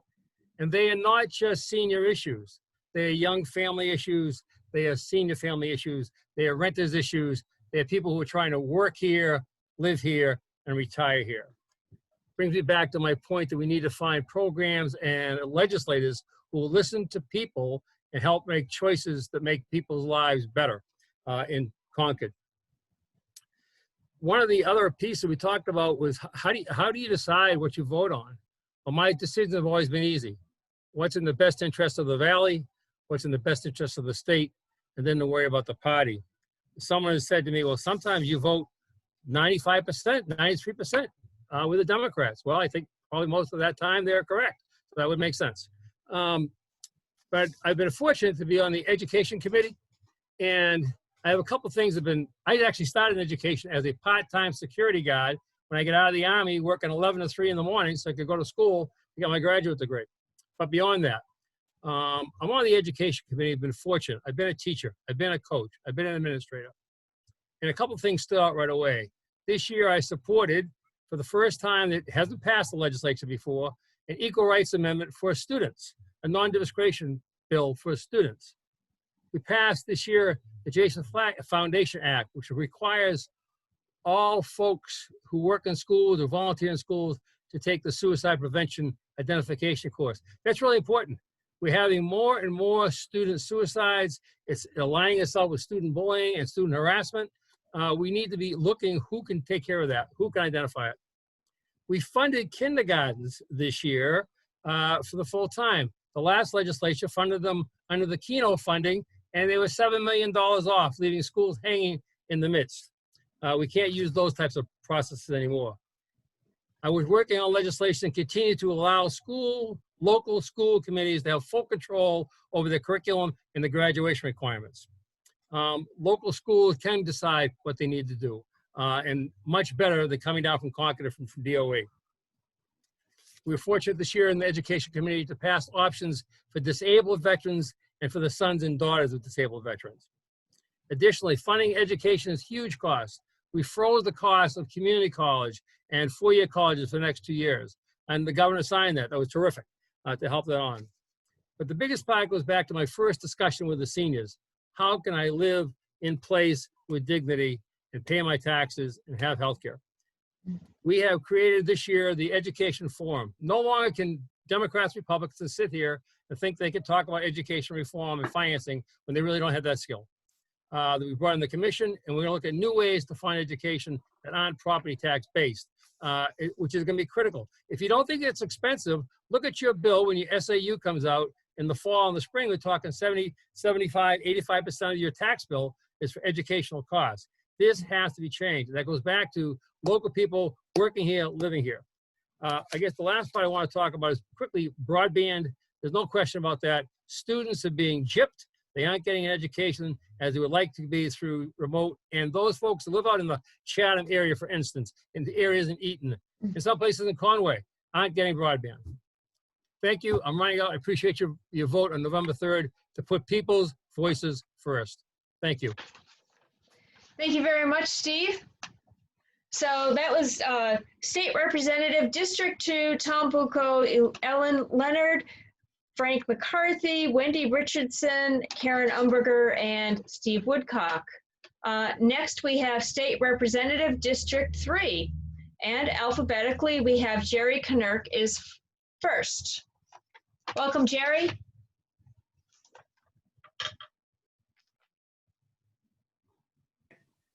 Can you hear me now? Yes. Okay, good. All right, well, thank you very much. So let me get this timer started here. Well, that's right. So hello, everyone, and my name is Jerry Knurk. I'm an incumbent state representative serving Carroll County District 3. That's Madison, Tamworth, Albany, and Freedom in the New Hampshire House, along with Susan Ticehurst. I was elected in 2016, and I'm finishing my 4th year. As a retired physician, much of my focus has been on healthcare issues and policy.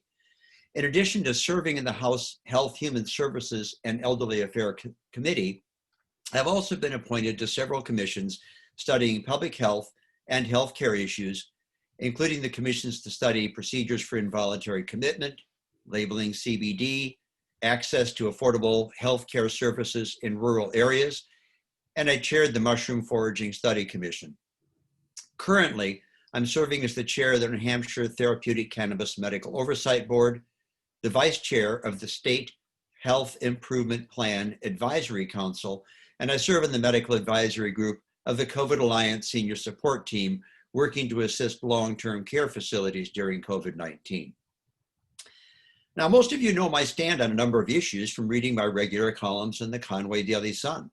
I started writing that column in 2017 as a means of educating the public about issues, exploring each side of an issue, giving my thoughts, and combating misinformation.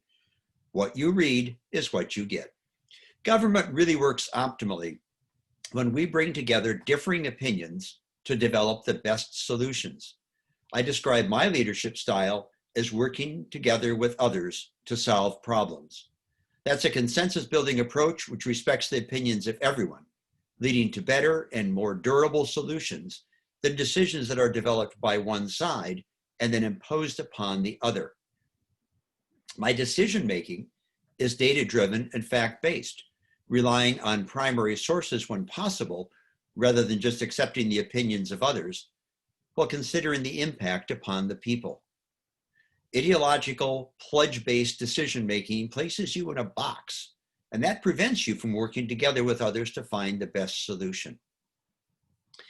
Now, COVID-19 has really demonstrated the significant deficits in our healthcare system, especially the folly of linking health insurance to employment.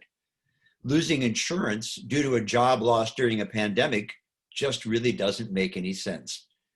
Our lack of an accessible, comprehensive, coordinated healthcare system has made it much more difficult to control the pandemic. Because when you leave some people without access to healthcare, that actually jeopardizes the health of all of us. That's the public health. We need a healthcare system which will work for everyone because access to healthcare is a fundamental human right. Well, in the House, I've worked hard on many bills, both my own and those of others, including the Medicaid expansion reauthorization.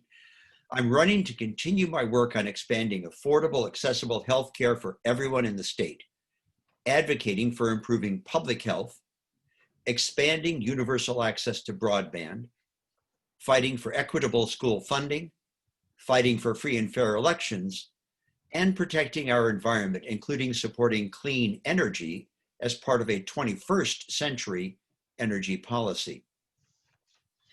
My experience has taught me how to bring together various stakeholders to work out concerns before I even file a bill. In 2020, I was the prime sponsor of 7 bills, all of them related in some way to public health or healthcare reform.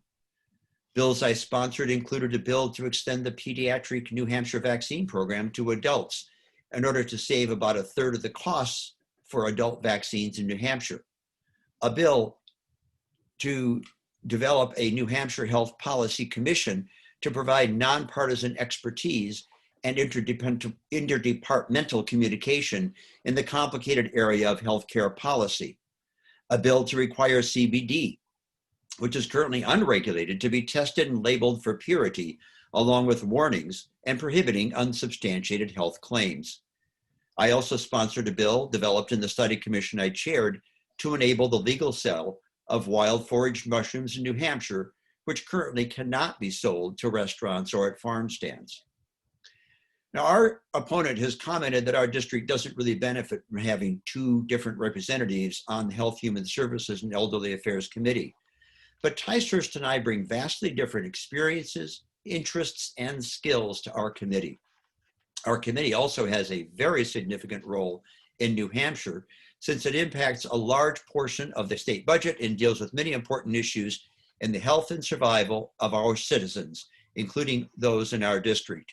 You get to vote for 2 representatives in District 3, so please vote for both Ticehurst and Canuck. I'd like your vote to return and continue to work for the citizens of New Hampshire. Thank you. Thank you very much, Jerry. As he said, he's running for State Rep District 3. Next, Mark Mcconkey is next alphabetically. Welcome, Mark. Thank you. Thank you for the opportunity. I'm Mark Mcconkey, and I hail from Freedom, and I'm a fortunate man. Carol and I have been married for 40 years, and we are blessed to have raised our 3 children here in New Hampshire, and I'm pleased to say live locally, and I am lucky enough to be able to see my grandchildren almost each and every day. Professionally, I'm a septic designer and a citizen planner. Own and operate Mcconkey Construction with my son Jake, and co-own M&B Convenience with my lifelong best friend Vincent Picaro in West Ospey. I have 30 years of service to my community, serving as a zoning chairman, executive board member of the Lakes Region Planning Commission and the Ospey Main Street program. Been a youth sports coach for 10 years, founder of the Lake Ospey Bike Path, and 14 as your representative in Concord. At the county, I've served as both a vice chairman and chairman of the county delegation. And in Concord, I've worked all of my time on the Public Works and Highways Committee, where I also held leadership positions as vice chairman and chairman, keeping our North Country roads and bridges front and center. In Concord, I have served more time as a member of the minority party than I have as the majority. And in doing so, I've learned to reach across the aisle to get work done for you. What makes New Hampshire unique in our country is that we live within our means, operate within a balanced budget, and offer more representation to the students than any other state. I have never voted for a sales or income tax, believe in personal responsibility, small government, law and order, and believe school funding should follow the student. Public Works and Highways charge in the first year is to present the capital budget, and in doing so, meet with each of the commissioners and their department heads to work through their capital needs. The second year, we manage the 10-year transportation plan. Bridges, roads, intersection reconstruction, guardrails, and safety improvement projects. I have authored and presented both the $21 million capital budget and the $180 million 10-year transportation on the floor of the State House, passing the 10-year plan on a voice vote. Neither of my opponents can make that claim, and neither have offered a single project to the 10-year plan while I have been on furlough here in Freedom for the past 2 years.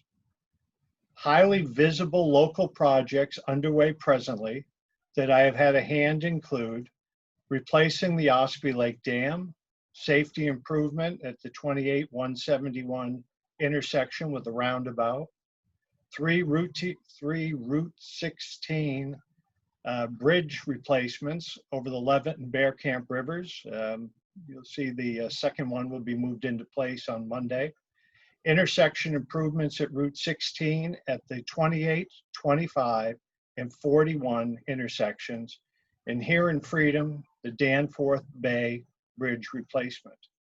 In closing, the most important role of a legislator is listening to the concerns of the voters and responding to their needs. I am always open for a conversation or to meet in person. My phone number is 520-8275. My email is my last name with the number 2 at hotmail.com. Or please see more info at my website at mcconkey2020.com. I am concrete and asphalt, brick and mortar. I have selfishly advocated to our North Country roads, bridges, state parks, vocational schools, failing dams, public transportation, and bike paths. I ask once again for your vote to return real leadership and real results to Concord. My district in the North Country deserve a stronger voice once again. On November 3rd, I would appreciate your vote. Once again, I am Mark Mcconkey, plain spoken and sincere. Jill, thank you for this opportunity.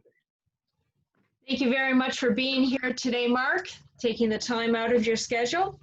Mark is running for State Representative, District 3. Also running is Nicole Nordland. Hi. Hi, Nicole. Video too.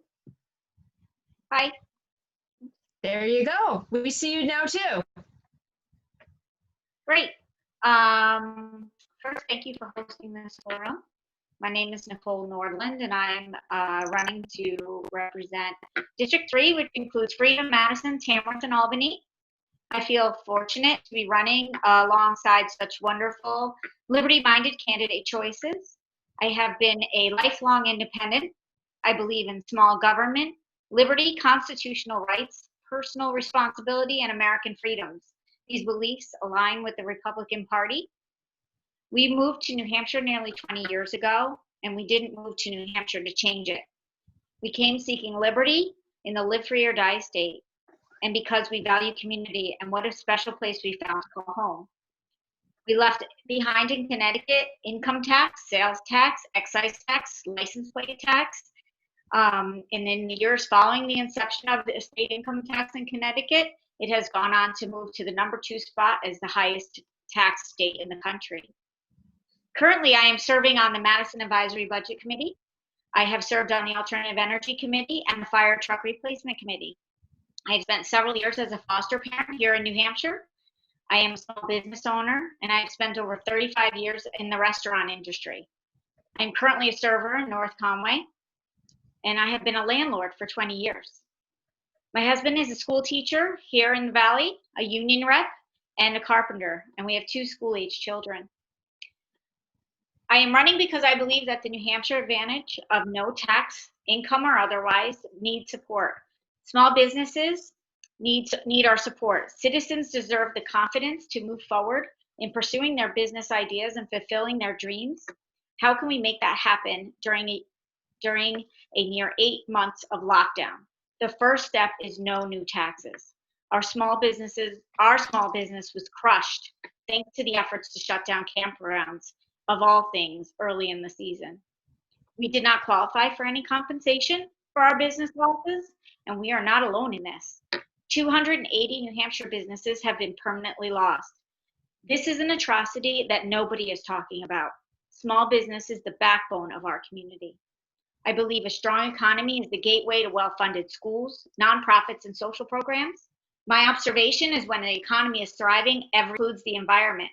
When people are secure, they go on to put their efforts into environmental improvements. The same goes for businesses. When citizens and businesses struggle, environmental priorities move way down on the priority list.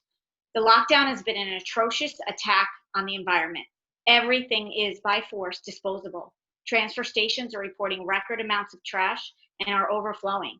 Our own transfer station had to shut down because they just couldn't take any more garbage. Recycling is at a standstill. When businesses do well, they can go on to do good. This also includes wages. Wages should be driven by the economy, not government mandates. If we support healthy and strong economies, wages are driven up. We are seeing it right now and in the economy we were enjoying prior to lockdowns. A business choosing to pay minimum wage is a business choosing not to have employees.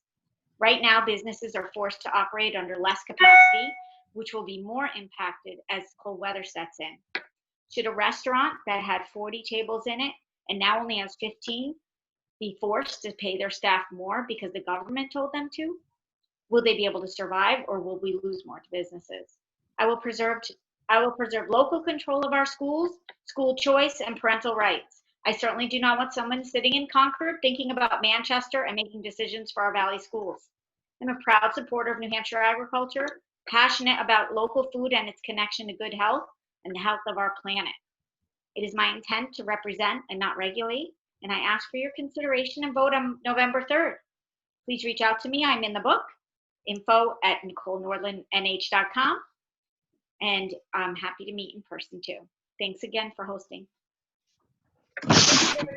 Thank you very much, Nicole, for being here today.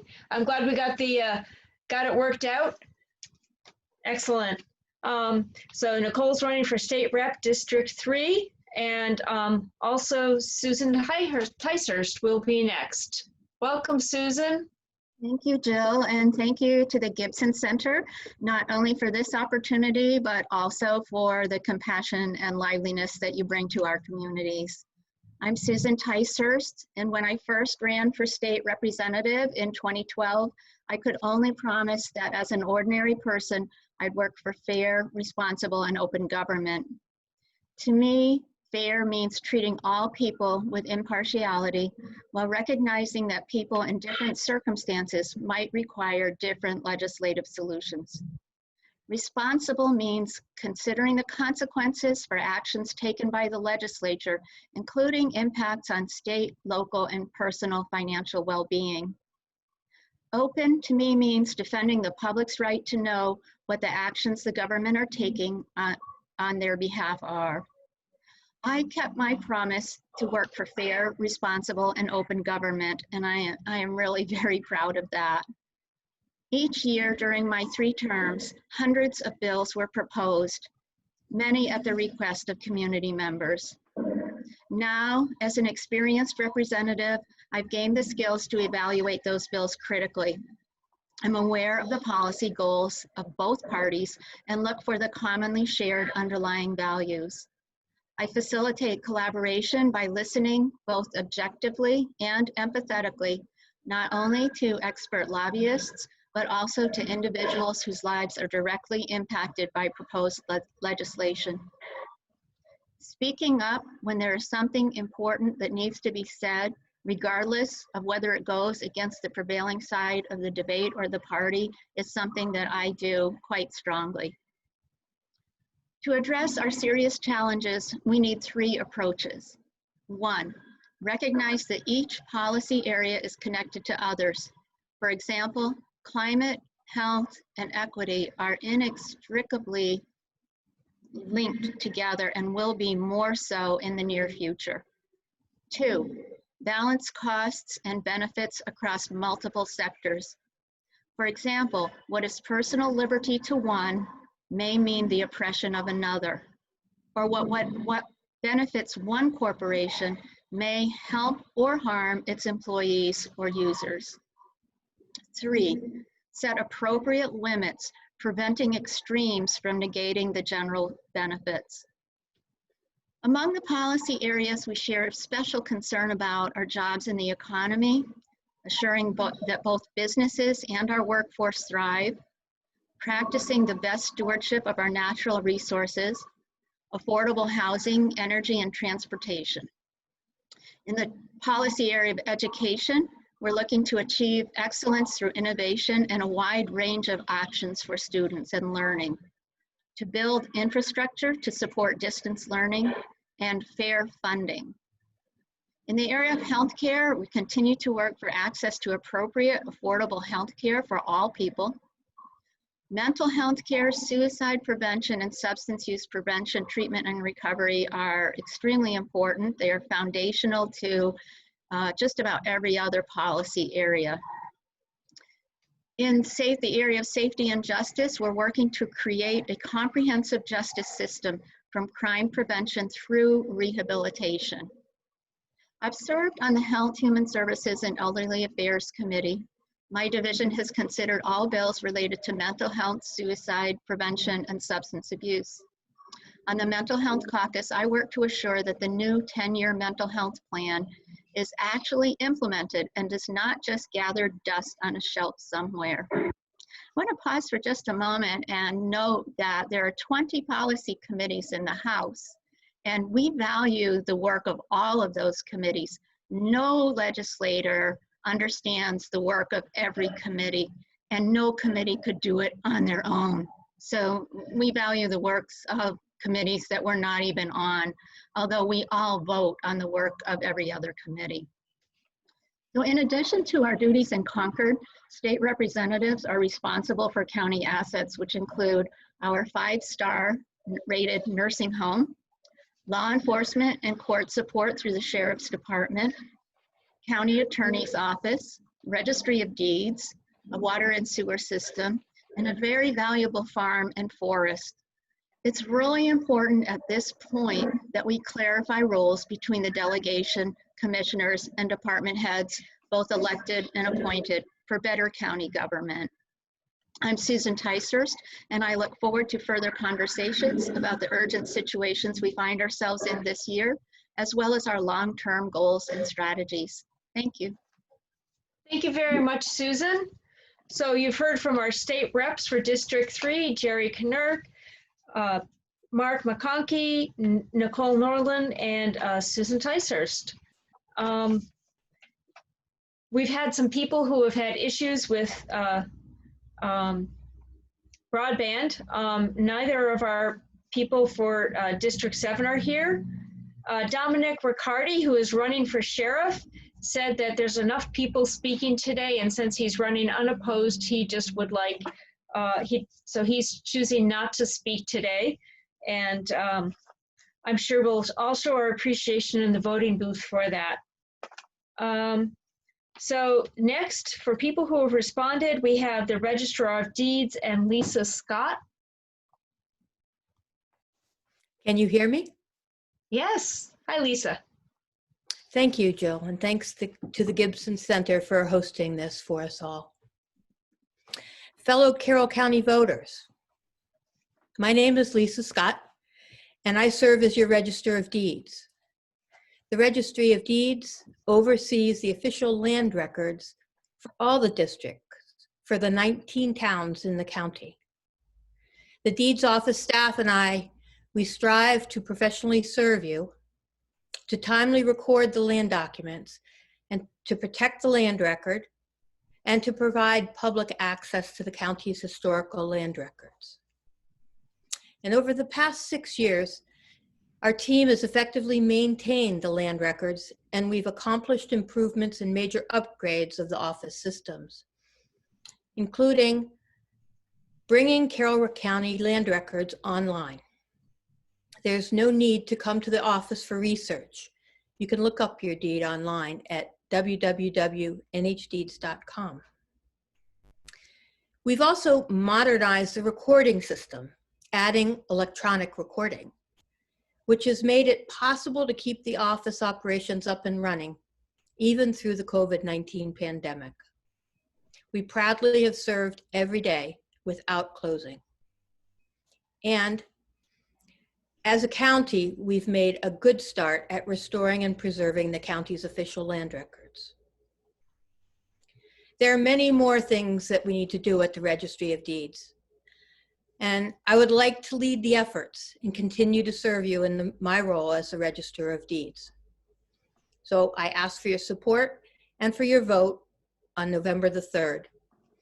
And Jill and the Gibson Center, thank you so much for this opportunity to let me educate our constituents. I know there's no one running against me, but I still feel like it's a responsibility and an honor to serve. Thank you. Thank you very much, Lisa. We appreciate what you do as well. So that's Lisa Scott, who's running for Register of Deeds.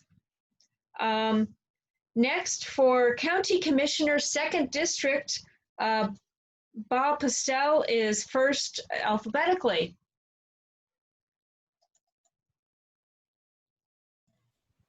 Okay, got it unmuted. Hello, everyone. I'm Bob Postel.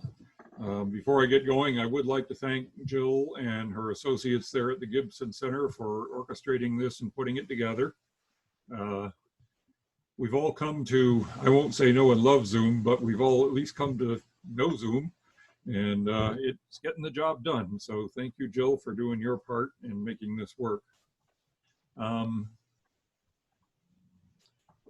Guess I'll start with my background. I've lived in West Ossipee here for almost 16 years now. So I'm a new kid in town compared to many of you, but I've been here long enough to know what's going on, and I'm delighted to be here. As everyone has mentioned, it's a slice of heaven, and I'm happy to have my little piece of it. I made my living in my adult life as a professional pilot, 8 years in the U.S. Air Force, Vietnam era, and then 30 years with a major American airline. And then when I hit the mandatory retirement age, I retired, didn't have a choice, federal law. And I continue to fly as a private pilot as a hobby, so it's a little irony. Before I went in the Air Force, I was a private pilot, and here, half a century later, I'm back to being just a private pilot, but enjoying life and trying to do good things in my retirement. I've always, throughout my life, been active in local affairs and in my union's affairs, serving on various committees and boards. And that continues here in Ossipee. I'm currently the moderator for the West Ossipee Fire Precinct. I've been president and also a board member at various times of my homeowners group, and also the sort of specialized homeowners group that runs the airport part of Windsock Village. So this is another chunk of me trying to stay involved in my community and contribute something. The job that I'm running for, county commissioner, is rather unusual in political circles in that it's not, mostly not a policy job. You know, there's been lots of philosophical talk here about whether to have or not have broad-based taxes, the maximizing personal freedoms and liberties versus trying to keep society in line and running, all these high concepts. County commissioner is much more basic than that. It's pretty much an executive management position. The county is governed by the county delegation, which is all the representatives from the towns that are in the county. And so there's 15 state representatives to the New Hampshire House who essentially serve as a mini legislature to run the county. And they establish the budget, they set the big priorities and directions, and then it's up to the commissioners to make it work. And my experience, both in the military and in the airline, as a captain, as an aircraft commander, as a leader of various subgroups from time to time, has always been to take the available resources and make it work. Doesn't matter whether you got an engine on fire or not, you've got to land the airplane. Whether there's a storm or not, you know, you deal with what you've got and you get the job done. And that, in a very crude nutshell, is the county commissioner job. So I think my experience happens to make me very well qualified for this particular elected position, almost more so than any other that have been discussed here today. So I think I'm a good fit for it.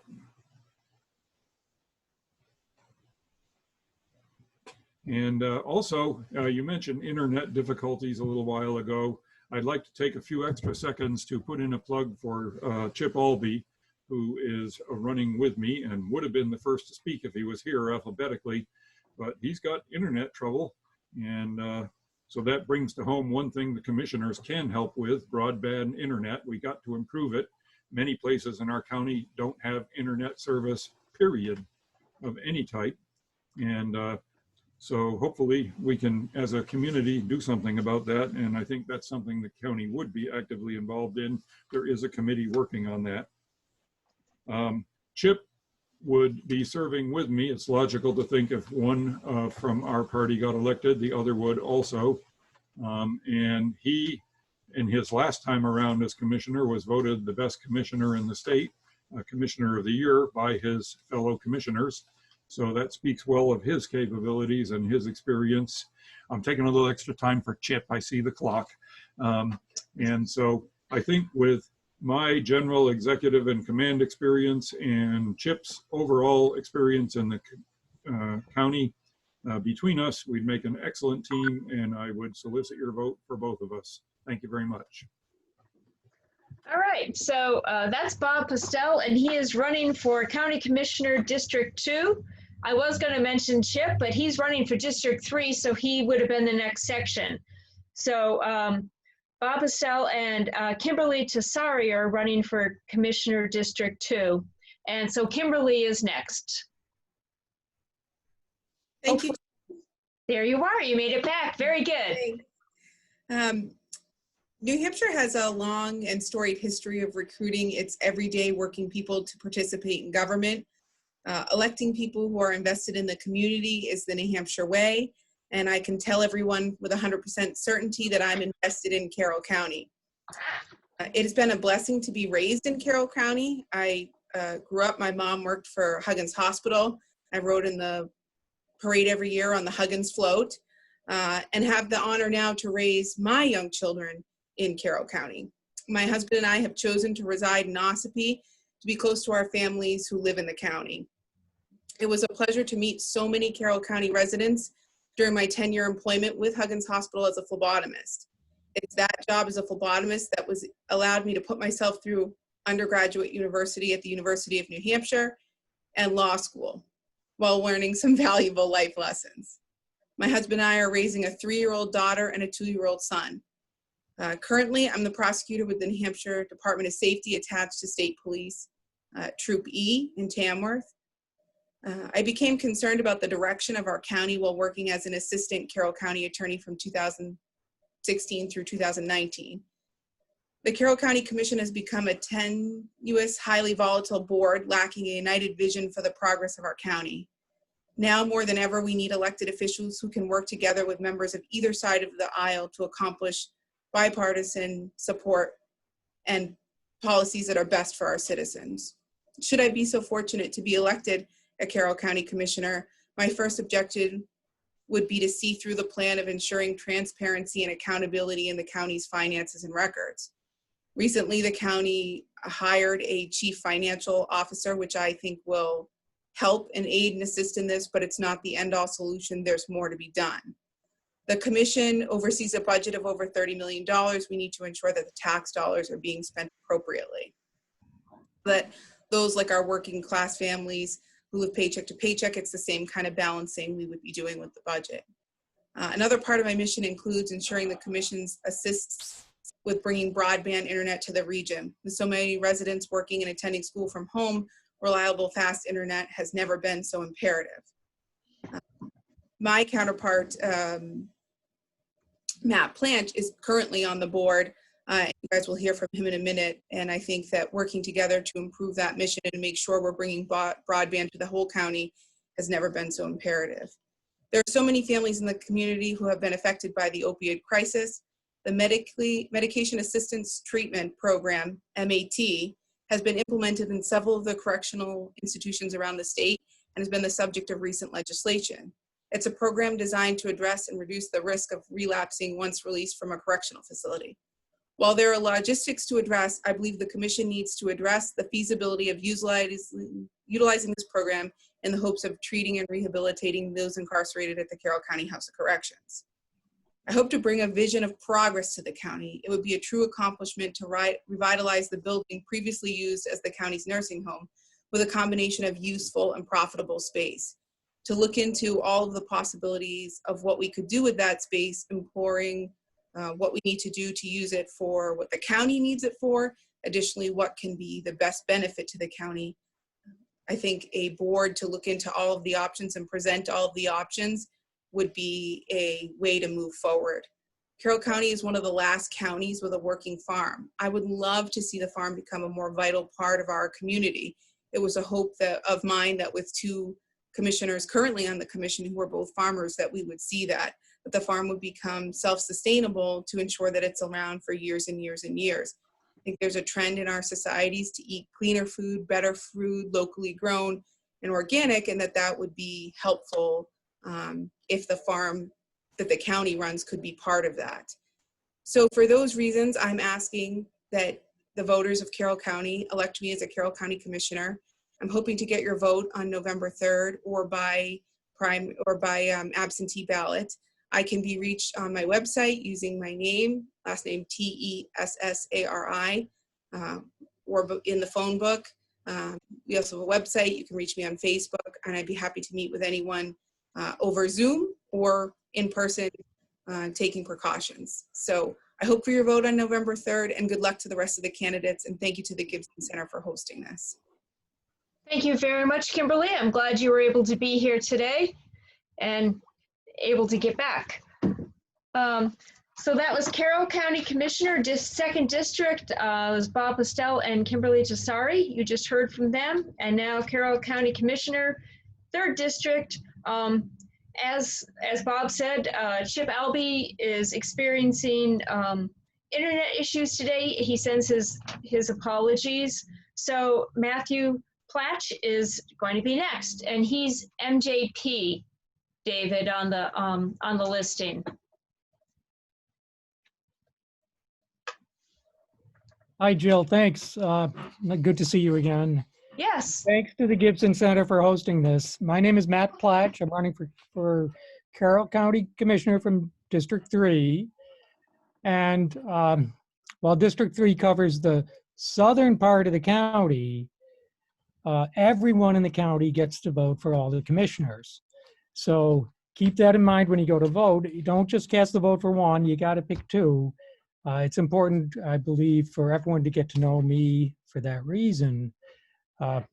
First and foremost, I'm a husband and a father. My wife and I have been married for 22 years, and we are blessed with 3 children, currently ranging in age from 16 to 21. We live on a farm in Wolfboro, where we've raised our 3 children. And while we homeschool, they've been very active at Kingswood in the athletics. You might have seen them competing on the field against your own kids, or maybe write-ups in the paper about them. On our farm, we raise livestock. We have sheep, goats, chickens, ducks, horses.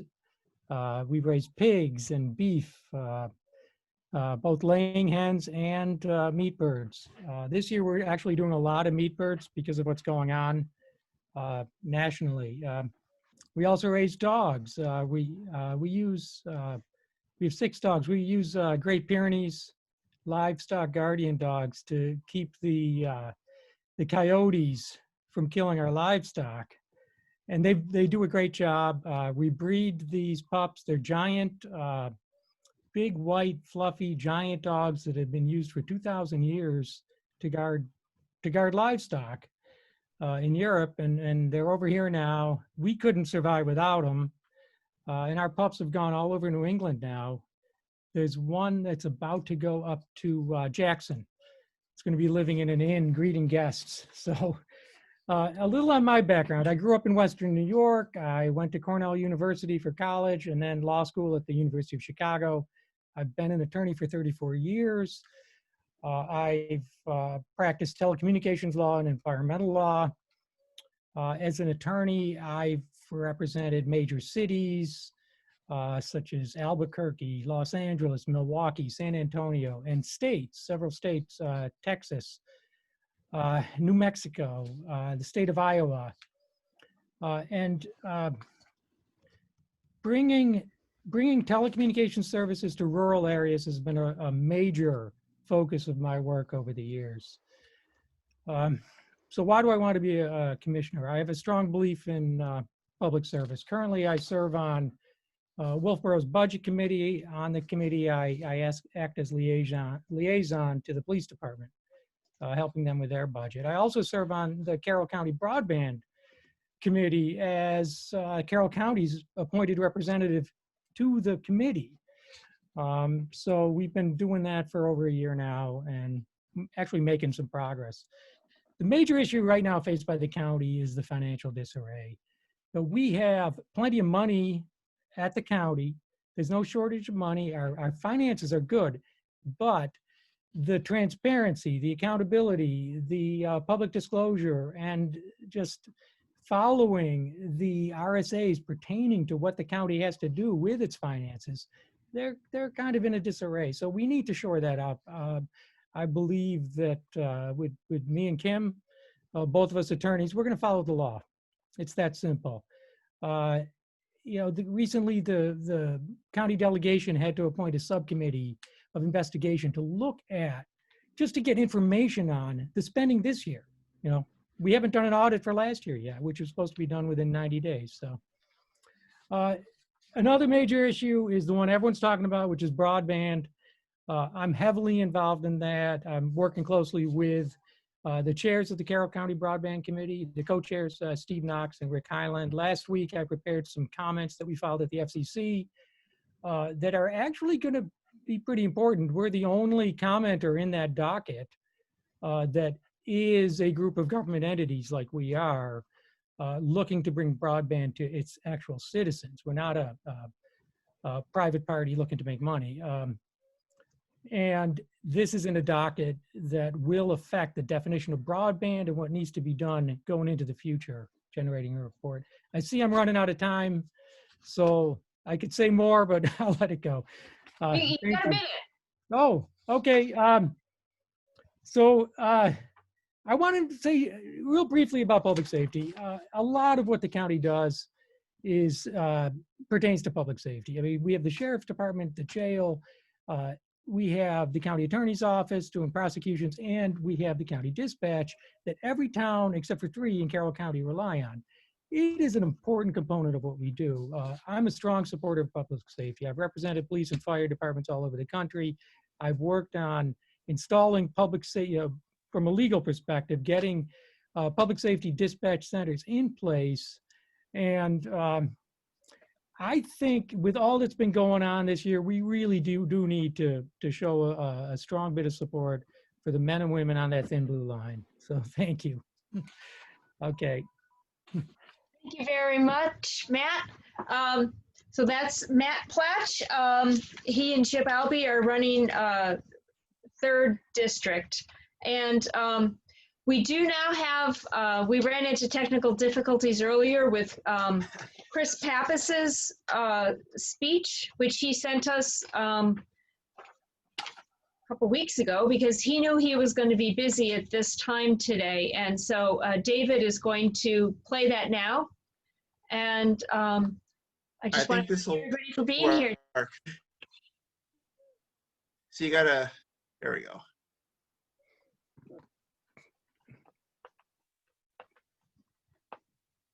Hi, everyone. I'm Congressman Chris Pappas, and I'm running for re-election this year to continue serving you and the communities throughout New Hampshire's 1st District. I hope everyone has been staying safe. I know we've been living through a challenging and concerning time for us all.